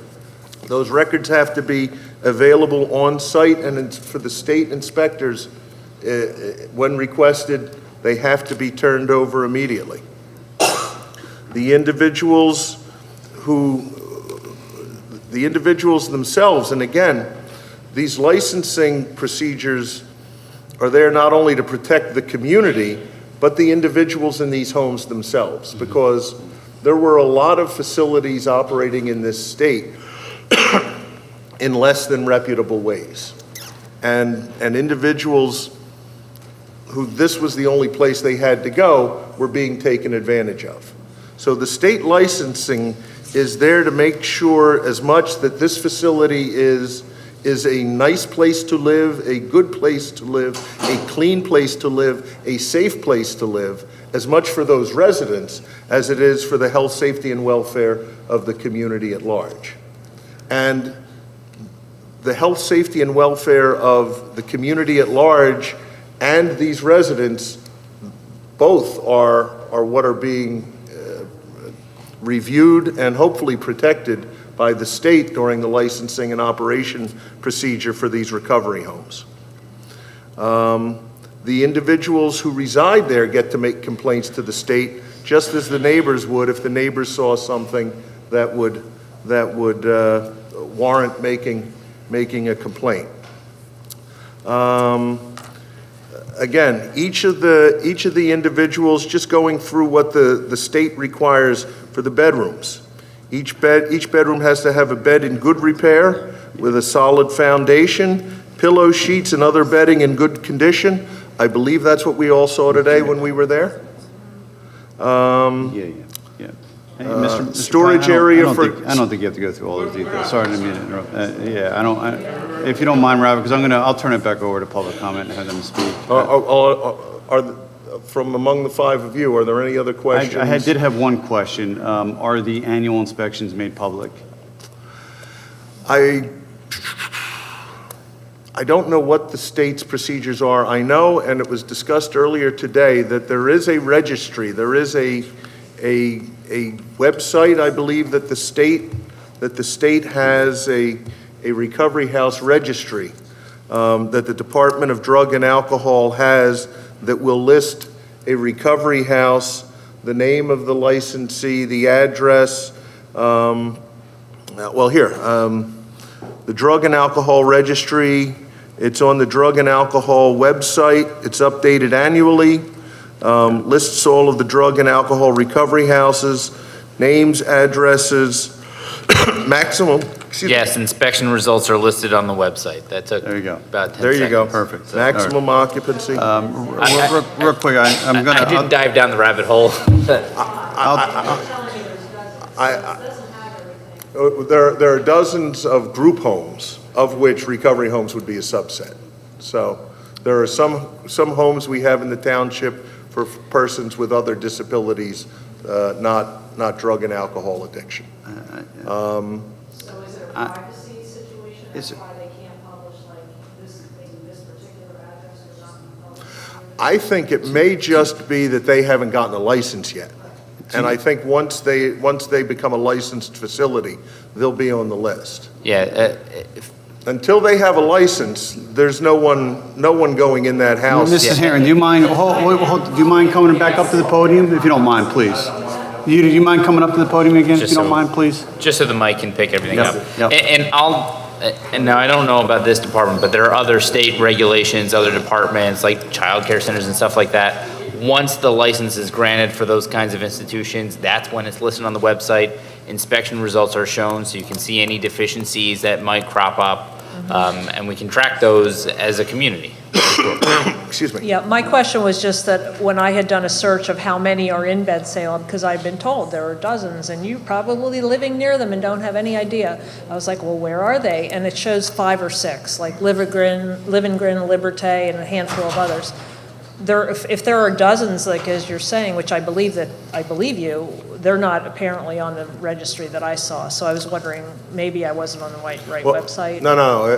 Again, there are dozens of group homes within the township, which cater to the vast universe of persons eligible for those kinds of services and that kind of housing. Within the universe of recovery homes, 5 or 6 probably sounds about right. Oh, okay. Okay. And then real quick, Mr. Pizzo, the guidelines that you were reading off, would you be able to get a copy to Ms. Sari, and then she could then pass that around? Would that be amenable to you, if that's okay? Would that? Certainly. I can also tell you that it's on you can get it off the website at the state's Department of, but I can just send copies. All right, thank you very much. State Department of Drug and Alcohol. Sure. Happy to. I know there was folks that still wanted to comment after Mr. Pizzo's summary. Please. My name is Melanie Goldstein. I live at 4419 East Yates Road in Glen Ashton. If you drive around Glen Ashton, some of the homes are less than pristine and are close to being almost derelict. And as a resident, you're hard pressed to get something done about it.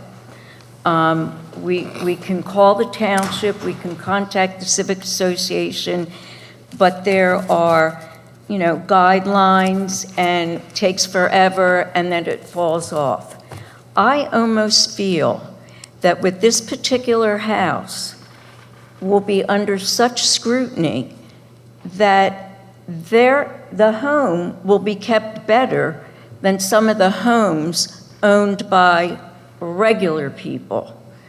That's one point I wanted to make. I couldn't agree. Another is when someone moves into Glen Ashton, whoever moves in is not scrutinized, and we don't know what goes on inside their closed doors. There was a period of time, well, I'm not going to say that, never mind. I do want to address a few things. I thank you, Mr. Pizzo, for your comprehensive report, but there are a few things, I don't want to use the word dispute, but after meeting the woman who is going to manage the home and who sort of referred to herself as a house mother, she said that her bedroom, which we were allowed to look in, does have 3 beds in it and will be used sort of as a reward for residents that are doing very well. They will be allowed into that bedroom. I'll use the term trustee, that was not her term, but they'll be able to, they'll pay $150 less a week. They'll be able to stay in that room, which is the only bedroom with access to a TV, as an extra privilege. So at some point, there will be someone else managing in her absence. Also,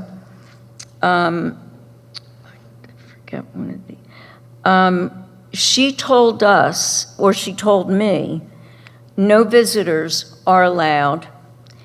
And the drug testing, they will have to sign a paper that she is permitted to do weekly drug testing, but she will not be doing weekly drug testing on every resident. It will be random. I found her, while she was lovely, to be very naive and ambitious in what she was planning to do. And that has me somewhat more concerned than the fact that there is going to be a recovery house in the neighborhood. She was talking about that, she said something about that some of the residents will need to go to a meeting or to a doctor's appointment or perhaps a job interview, and that they'll need, she'll be driving them. Well, if she's driving them early on and there has not been an assigned trustee yet, she is leaving the women that are living there on their own. And I, in fact, said to her, oh, will you be looking for volunteer drivers? Because I thought I would step up and help with that. And she said, oh, no, I'm going to do it all on my own first, or maybe have access to Uber gift cards. So I thought that was sort of idealistic. The other thing, women in the audience, can you imagine the house at capacity with 15 women and 2 bathrooms and a powder room? I lived with 2 sisters and we had to share 1 bathroom. And the fights that went on when one was in there a little bit too long, I feel bad for those women.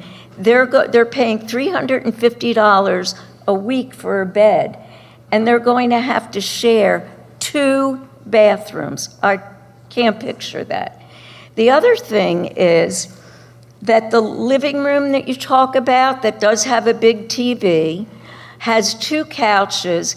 There's no way 15 women can fit in that living room area, the common space, at one time.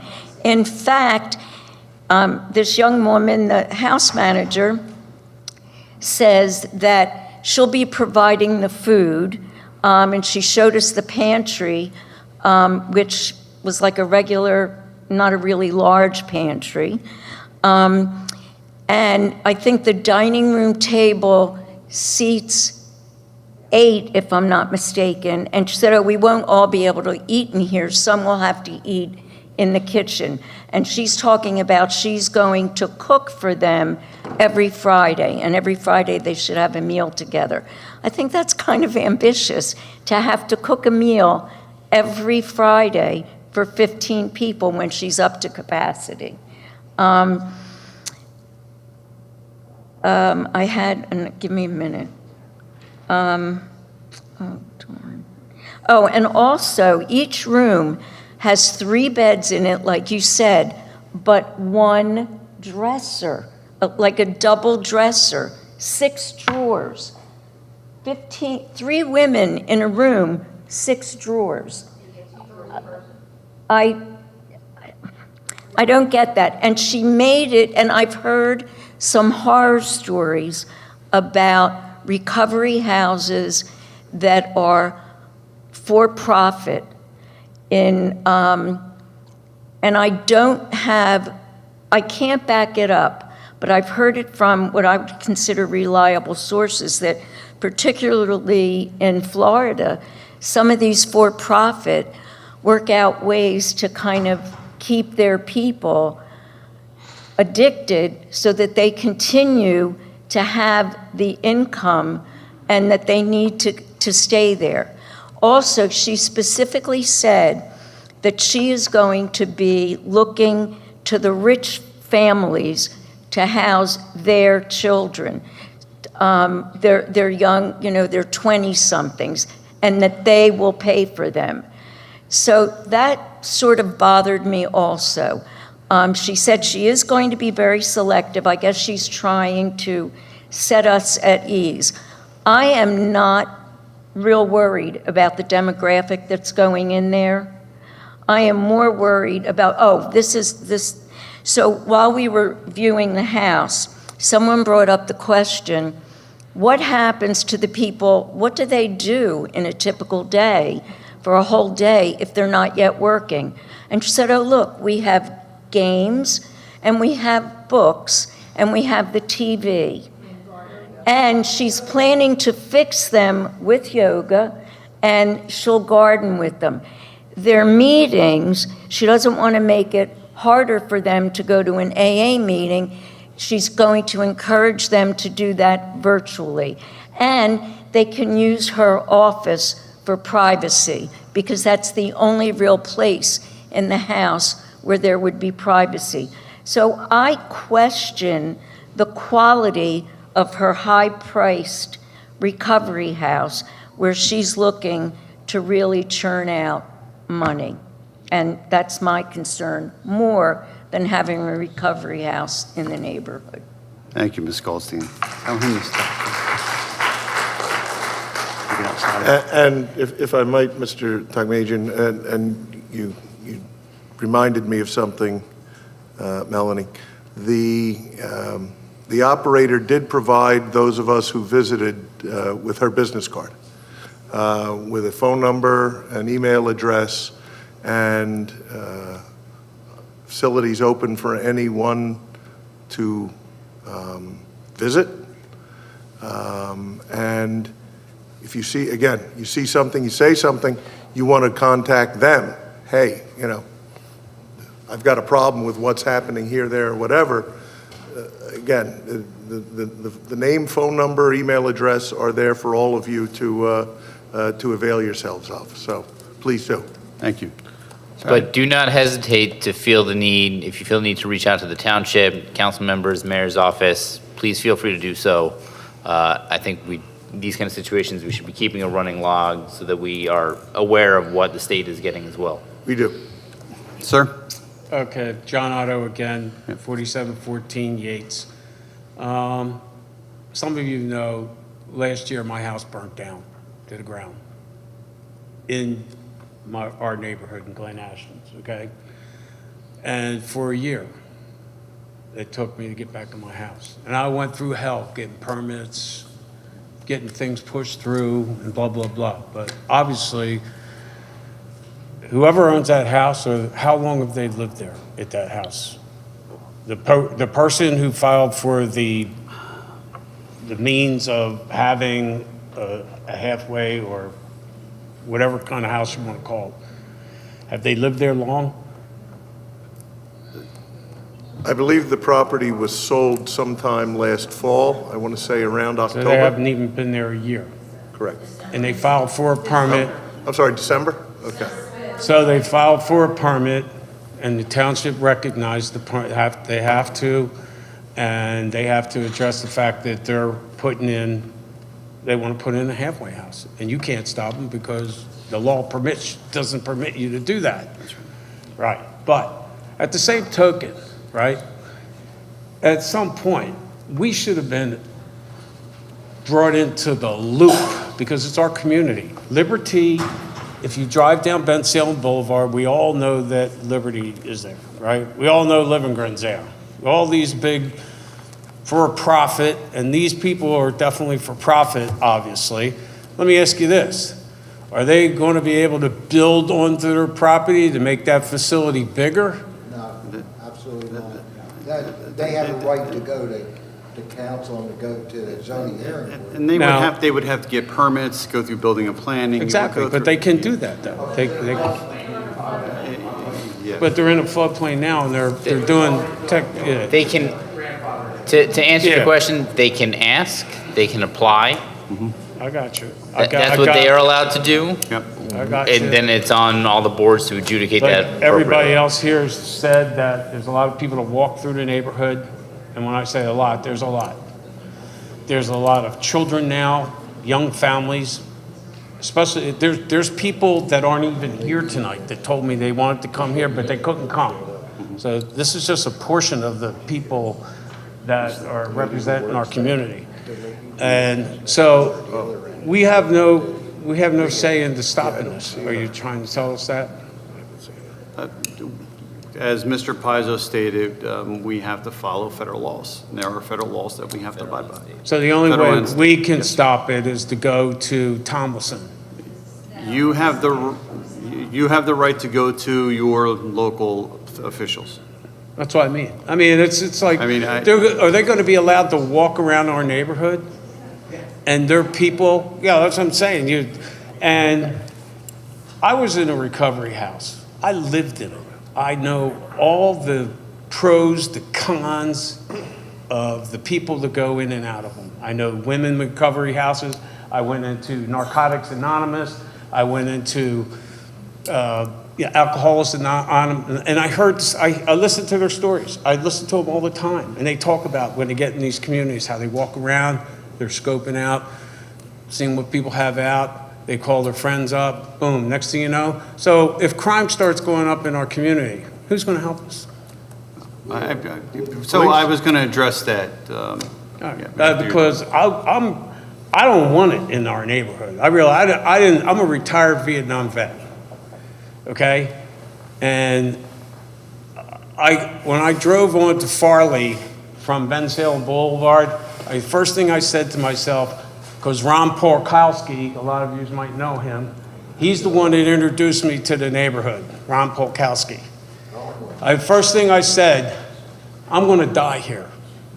That's what I said. When I drove onto Farley, I said, I'm going to die here. And I met Dawn Davis, Eddie Davis, I met the Erdmans, I met all the families in the community. I met Joe DiGirolamo, he knows my brother. We walked around, my first Christmas, we walked around the neighborhood singing Christmas carols. Went from house to house. Am I right? My fear is that that's going to start dwindling. Every little bit of erosion, there's a place for these kind of houses and homes. Liberty has it on Bensalem Boulevard. It's in full view of the community that's behind it. And, live and grin, I can't say enough of how disappointed, and I want to go on record, is I'm totally dead against it. Thank you. Real quick,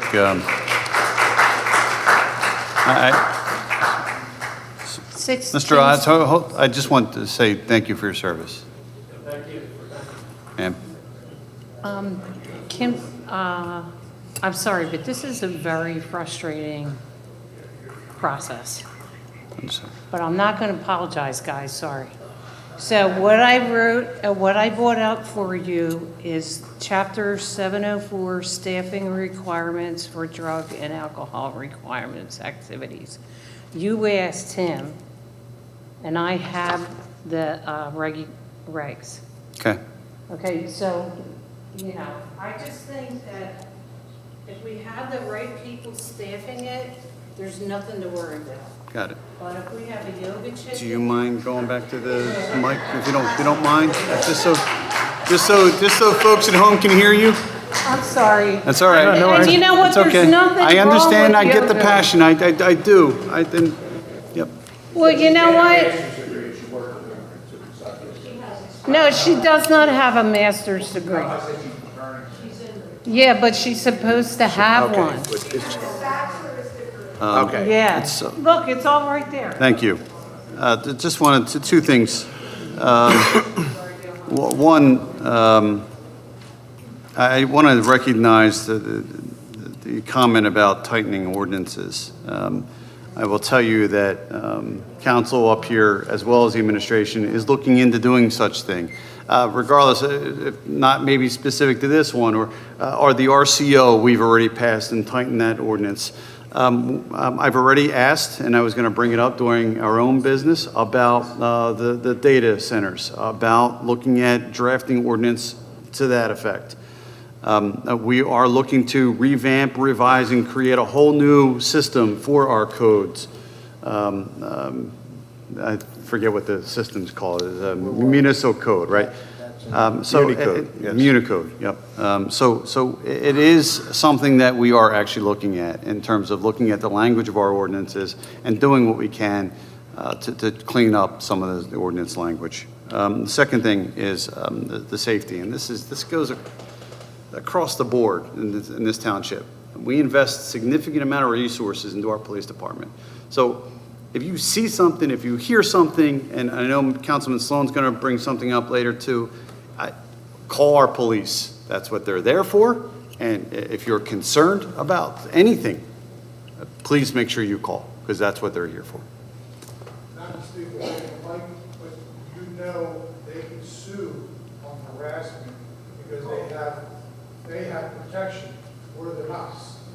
So if we see constant things, they want to You have to come up to the mic.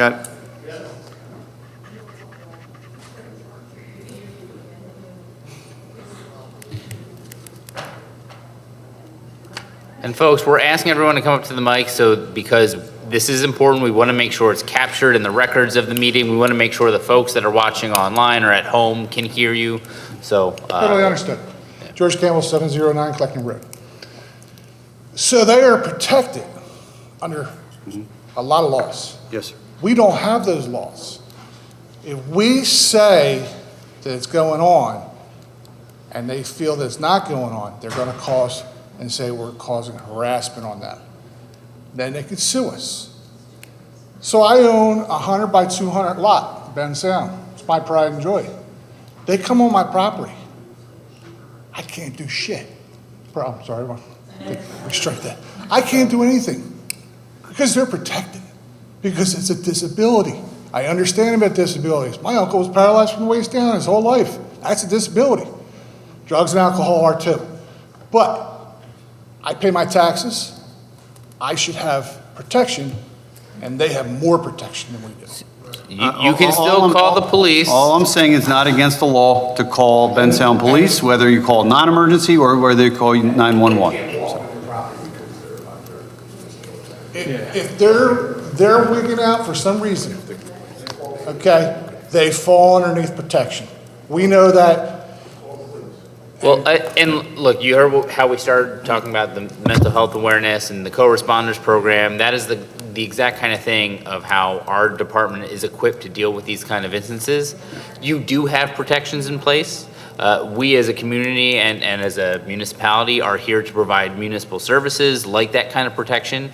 So I strongly urge anyone who feels threatened, who feels that their rights are being infringed, to contact the township, contact the police, and we will respond appropriately.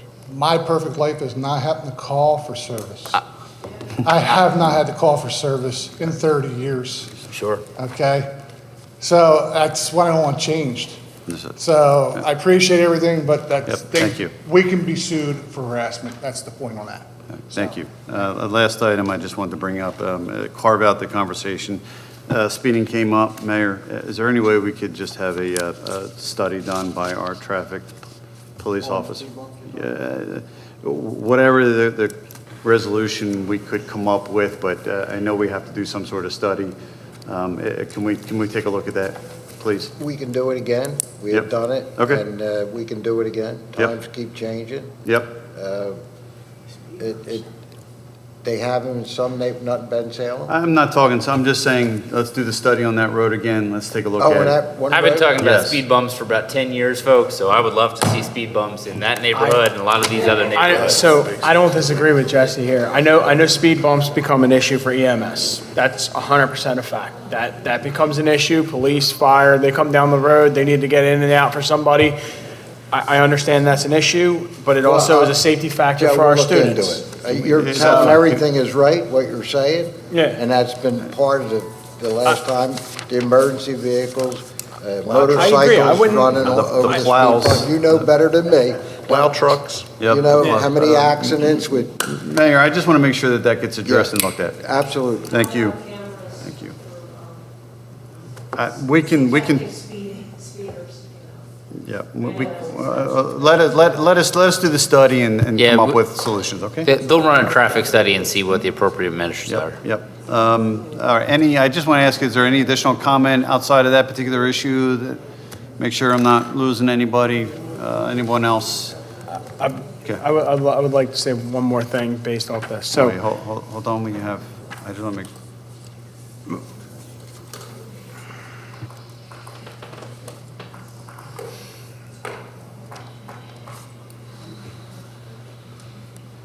Hello, I'm Dr. Christina Gregory, 2218 Bristol Pike, formerly of 4707 Albert Road. My mom is currently living with my sister, and she's going to be selling her property eventually. and this kind of blew up in our face. I was just curious, why wasn't the Civic Association informed of this? Because we've had a civic association since the actual neighborhood was formed. And the other question was, why would you put a recovery facility so far away from a main traffic route that has access to public transportation, that you have to go through the entire neighborhood to get out to the main street? That's my two questions. Well, we're not putting it there. They bought the house. It's Okay. not- We don't want it particularly anywhere, but they bought the house and they were ready to have it there. So, but we can't advise a civic association that's a person who is buying a residential property. Do we notify the civic association that a person of a certain religion's going in there or a certain, no, you can't do it. So we say, oh, people in wheelchairs are moving into your neighborhood. People, you're not, it's against the law for us to, first of all, we didn't know until the day of the meeting, that right before I got phone calls from people in the neighborhood. But you can't just say, listen, these people are, I'm just letting you know ahead. No one knew until they applied for permits to do what they want to do, but they have rights. They have rights to live there. And we do have rights as well. I understand, but we can't notify people. What if they notify people that, oh, this large family's moving in there and they're this, they're that, they do this, and you can't do If that. I have anything done on my office, Right. everyone in my vicinity of my office is informed of anything that's done. Interior permit? Not interior. Okay. You're going to tell me that there's going to be how many cars parking inside that driveway? Okay, I'm just telling you, you can ask Mr. Pike, it's against federal law to do that. So, I mean, you can't notify a neighborhood that a recovery house might supposedly go in your neighborhood. You can't, well. It's an association. It's charter. So, it's can federal I law. can It I doesn't ask? matter what it's Can I ask I don't want to get into that. Well, I don't- Look, No, I would like- yeah, at this Mr. point, Pike, we have notified the neighborhood that recovery house potentially might go in the neighborhood. I don't know, we would or we could, but I don't think we can. Go ahead, let him answer. As you properly pointed out, Mr. Knowles, if to your point, someone were constructing a new building, or if someone needed zoning relief, no public notice is given for those kinds of activities. But an individual moving into a house, as Mr. Knowles was saying, fair housing laws were enacted back in the 1960s and 70s, specifically because people were being notified that a house was being sold to people of a particular color or religion or nationality. We're not talking about And race here. I'm It just doesn't saying. matter if the person's blue, purple, The does not matter. The fair housing Gay, laws straight, I don't care. apply across the spectrum. They're not just for race, they're not just religion, they're for peoples with disabilities as well. And these are individuals with disabilities. Ma'am, do you have anything else? So if they have disabilities, why are they all the way so far at the bottom of a hill that they have to go all the way up just to get to the bus stop? I would say that if you want to ask them the reason why they purchased the house, we have the information, we can pass it along to you. Okay. Thank you. All right. Anything else? There's two things I want to touch here. I was a part of association for a short period of time. In the association, it had approval of people moving in there. Now, this was a small condo association. It was my wife's grandfather. He lives down in Wildwood. Can that something that they add in their association for their neighborhood to approve people who are moving in and out? Is that something they could approve in their association? I'm not sure of the situation of which you're describing, Mr. I am on your side. So, Mr. Wenzel, but again, I'm not aware of any situation under which the township would be within the law to to begin to notifying neighborhoods of people that were buying houses. I'm not asking for the township. I'm asking Hold if on, their wait. association Hold on, Joe. The answer- can handle that. Hold on, I think we have to understand that there's a differentiation between a civic I'm trying to- association and a homeowners association. I wanted to ask that question. That's the difference. That's what I'm asking. Yeah. So what, do you have a second point that you wanted to make, Joe? The second point is, I don't live far from you folks. I live across the street. I had no idea. I walk across your neighborhood all the time because it's a safe place for my wife and my kids and my dog. We go across the street, we walk. The police department we have has a program for cameras. And if something goes on in your neighborhood, I have cameras on my house. There's neighbors in my house that have been vandalized regularly for the last 6 or 7 months. The police department said, hey, you're on the system, you can register. Can we check out your camera? Sure, no problem. I registered for that. So that is a program our police department has. You can register. If something goes wrong in your neighborhood, they will come to your house if you're registered and ask you to look at your cameras. They won't do it, obviously, they're not tapping into your cameras, but they're saying, hey, you're registered on this list. This happened at this time frame. Can you help us out? Again, I live across the street, right behind Wawa. I had no idea this was going on. You know what I mean? I'm frequent in your neighborhood. It's safer to walk in than my own neighborhood. So that's why I go there. So I understand your frustration, but I would, if safety is definitely a concern, I get it. Logging onto our police website, registering for that program is definitely helpful for my neighborhood. They were able to find out who was doing it. They tracked them up to Wawa. It was all over the news. It was everywhere. So that is a safety net that our police offers that most other municipalities do not offer. So that's definitely a safety feature our police offer for the convenience and the safety of our own people in our own township. Thank you, Mr. Wenzel. Seeing no other additional public comments, I'm going to close.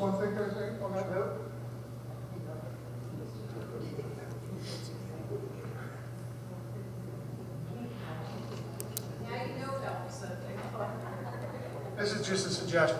You brought that up, the cameras. George Campbell, 709 Clacton Road. So 95 overpass. I grew up in that neighborhood. I'm not saying it was perfect. I'm not saying didn't party down there. How about we have Uncle Sam put 2 cameras there? Because that's the troubled area right there underneath 95. All right, we have them at every traffic light. So just put one way, one the other. I don't want to be watched, but I would like that area watched. So Is that that way something the we can police can see any traffic going in and out there. We have a number of cameras at intersections. We can certainly look to So look I mean, at to see if that's an 95 option. overpass is right there. It's a good idea. Yep, So, we'll take that into consideration. you. Yes, sir. Yep. Again, Alan Payne, 511 Kleckner. Do we have to have no trespassing signs posted? I have a very large property down there that I was able to get, which is right next door to this property. And it was, at one point, was going to be parkland going down to Neshaminy Creek. So it's mostly swamp, but I had the opportunity to buy it, and the only reason that I bought it was to control the neighborhood so we didn't have parties and undesirable things going on down in the woods. You can't build on it, and I own it, I pay taxes on it, but strictly for control. A lot of people mistake that as parkland and go back there. There's fishermen that use it. Yep. It's your property. You Yep. can put no trespassing. Sir, I if you mean, want- but is that a requirement to keep the people off if I have to call the police because I find people wandering around my property?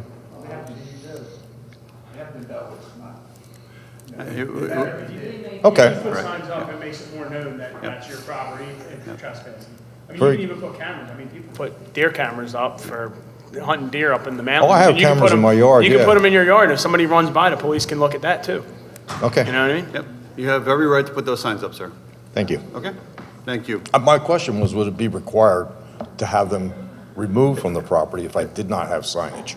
I mean, it would help to convey the fact that it's private property. That's how I answer that question.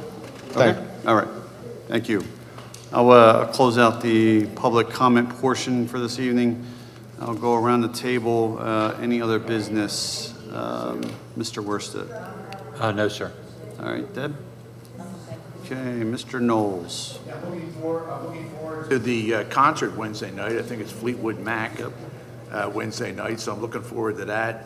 And I appreciate all your comments, Melanie. And we just to let you know, we had 14 people in my house growing up, and we only had 2 bathrooms. You know what I mean? So, and 6 of them were my sisters. You know what I mean? So we somehow we managed. You know. But I understand your point, though, and I think your points are good too. And I think a person like you should be able to volunteer places like that and help out a little bit, you know, because you'd be a good person to keep an eye out. You know, that's all I got. Thank you.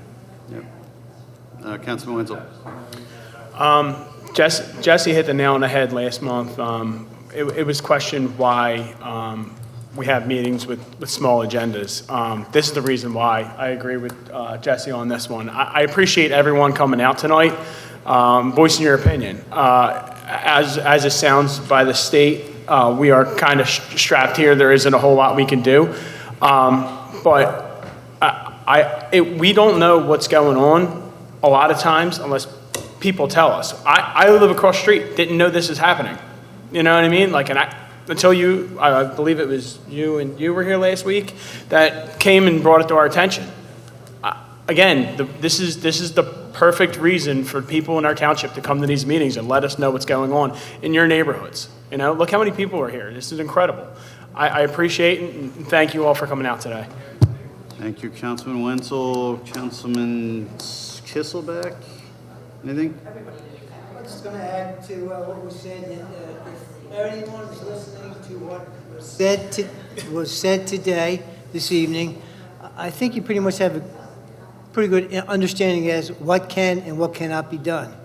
So from our point of view, we're going to do whatever we can to protect our neighbors, protect you, of course, but we're limited based on the state regulations and the federal regulations as to what our capabilities are.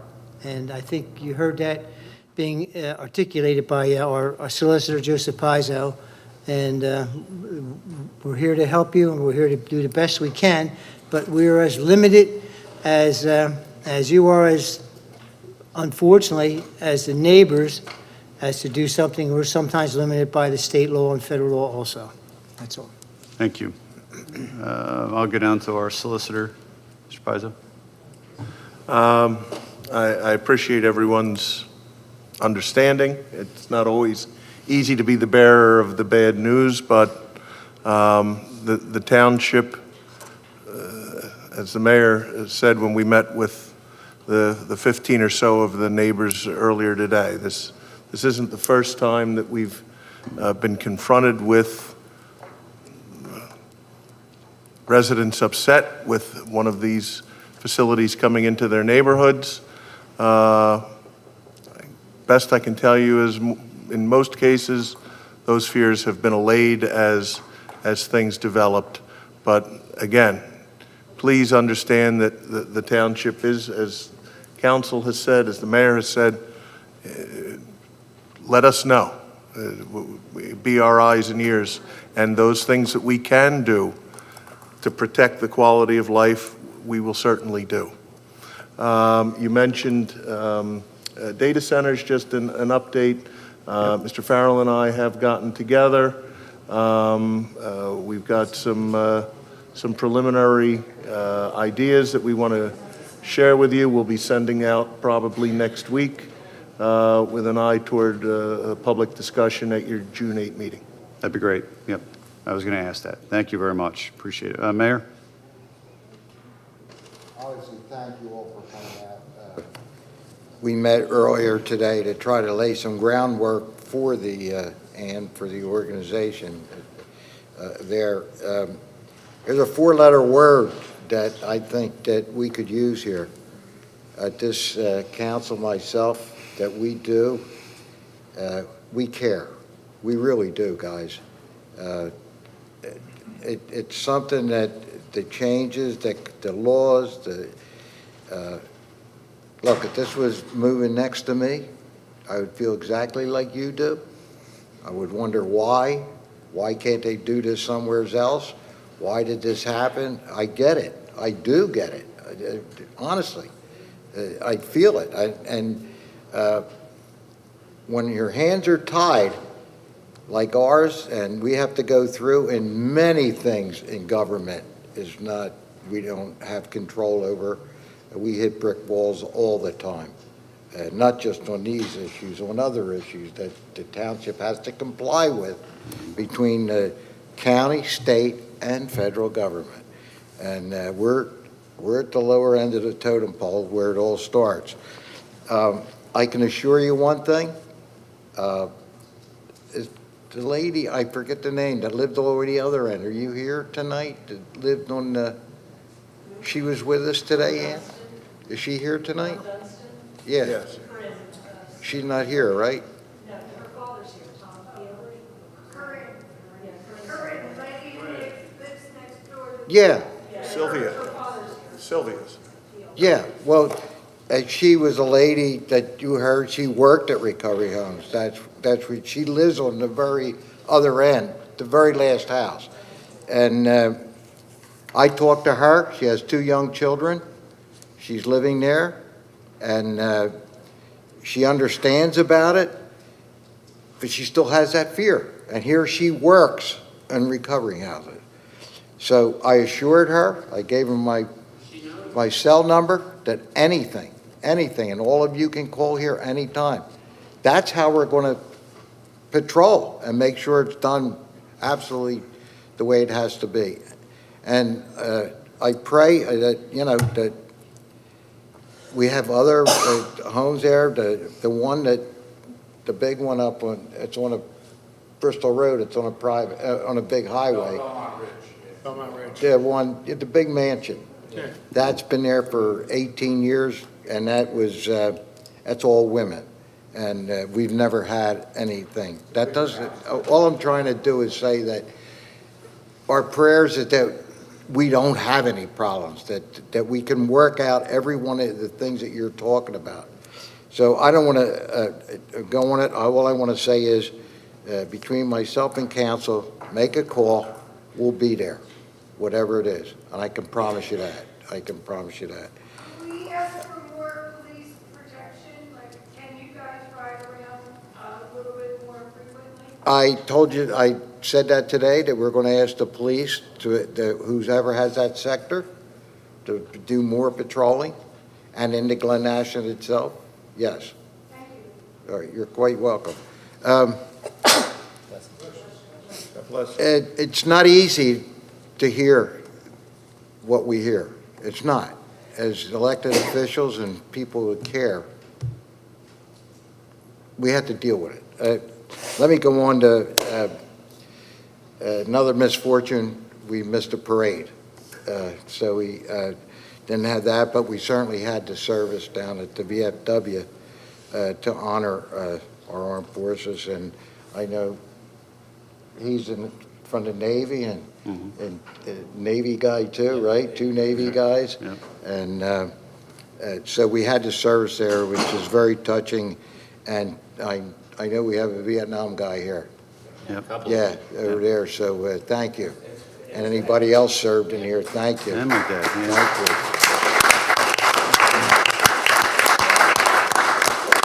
you. And real quickly, tomorrow night starts our summer series at the amphitheater. So if you all get down there tomorrow night, it's not going to rain in the morning, but not at night. I'm assuring you that. So if you all can come, and certainly we'll all be there for opening night tomorrow night. Yep. So be there at the concert starts at 7. We'll all be there at 6:45 for that. So that's on a great note. So everything else, guys, God bless you for being here tonight. I always use the word love. It's loving our township, and we're going to get it done. Thanks, Mayor. Councilman Sloan? Yeah, so I reiterate a little bit, this really is a partnership, I see. We are limited, unfortunately, by state and federal regulations, but please help convey the information, what you see, to us, and we will take that information and act on it. We will provide support, we'll provide police services, we'll liaise with the state, whatever we have to do, whatever we can do to make you feel more comfortable in your neighborhoods. And I agree with the mayor. If this were going on next door to me, I would feel the exact same way. And 3 nights ago, my next door neighbor had their car stolen out of their driveway at 5 a.m. Crime in our neighborhoods is real. It's not necessarily local. And I believe the police department is going to put out a PSA about this, but my neighbor caught this on video. It took about 45 seconds for them to drive up. 43 seconds of it. It was, 43 seconds to drive up, disable the alarm system, push the car out of the driveway, start it because they can clone your key signal from your house, and drive the car away. 503. Yes. Yes. Mm-hmm. Yeah. And so I'm a couple, I have a couple suggestions for folks that are listening, paying attention at home. And I was just doing some research on this. So first of all, if you have a garage, clean it out, park your car in your garage. Look into purchasing a Faraday bag or a Faraday pouch. It is essentially a bag or a pouch that blocks the car signal. So if you have a keyless entry system, like just a fob, and you walk up to your car and the door is unlocked, somebody that wants to steal your car can clone that signal. So if you put it in a special bag or box that blocks that signal, it's called a Faraday pouch or a Faraday bag or a Faraday box, and you can buy those online. Look for it. Amazon has them. Are they really? Okay. So she says they're handing them out with new cars. Please, protect your valuables that way. You can put your keys in there at night. That will prevent somebody from walking up and trying to clone that signal because they can do it through the door. Simple deterrence. Everybody remember the club that you put on your steering wheel? That is still a deterrent because that makes it really hard. Apparently that is still a visible deterrent that somebody walks up, they'll say, all right, this is not worth the time and aggravation. Look into motion activated lights and cameras outside your home. And by all means, if you see something, call the police, stay safe, don't engage. A lot of times these thieves are carrying guns, and the last thing we want is for any residents to get hurt. Luckily in this instance, no one was hurt. Yes, this is a major inconvenience and a disruption. The Bensalem police responded immediately and were on site right away. So please do what you can, call the police, stay safe. And that's all I have about that. I also want to say, happy Memorial Day. It was a shame that we didn't have the parade. Thank you to all the veterans that have served. Memorial Day is one where we remember not just the veterans, but those that gave the ultimate sacrifice. And so it was a very nice ceremony that we had down at the Veterans of Andalusia. A little rainy. I think we could have had the parade. Wasn't that rainy? But please keep in mind. Thank you, Councilman Sloan. Lastly, I won't be long. Happy Memorial Day. Thank you to all of our vets, including my father, who's sitting in the audience. Look, I know it's not what you want to hear as far as us being bound to state and federal laws, and I would have the same questions and concerns that you all have. So we can, that's all I have, and I'll ask for a motion to adjourn. Motion. And a second? Second. Okay, and we're adjourned. Thank you. I'm good to see if the cars are still here.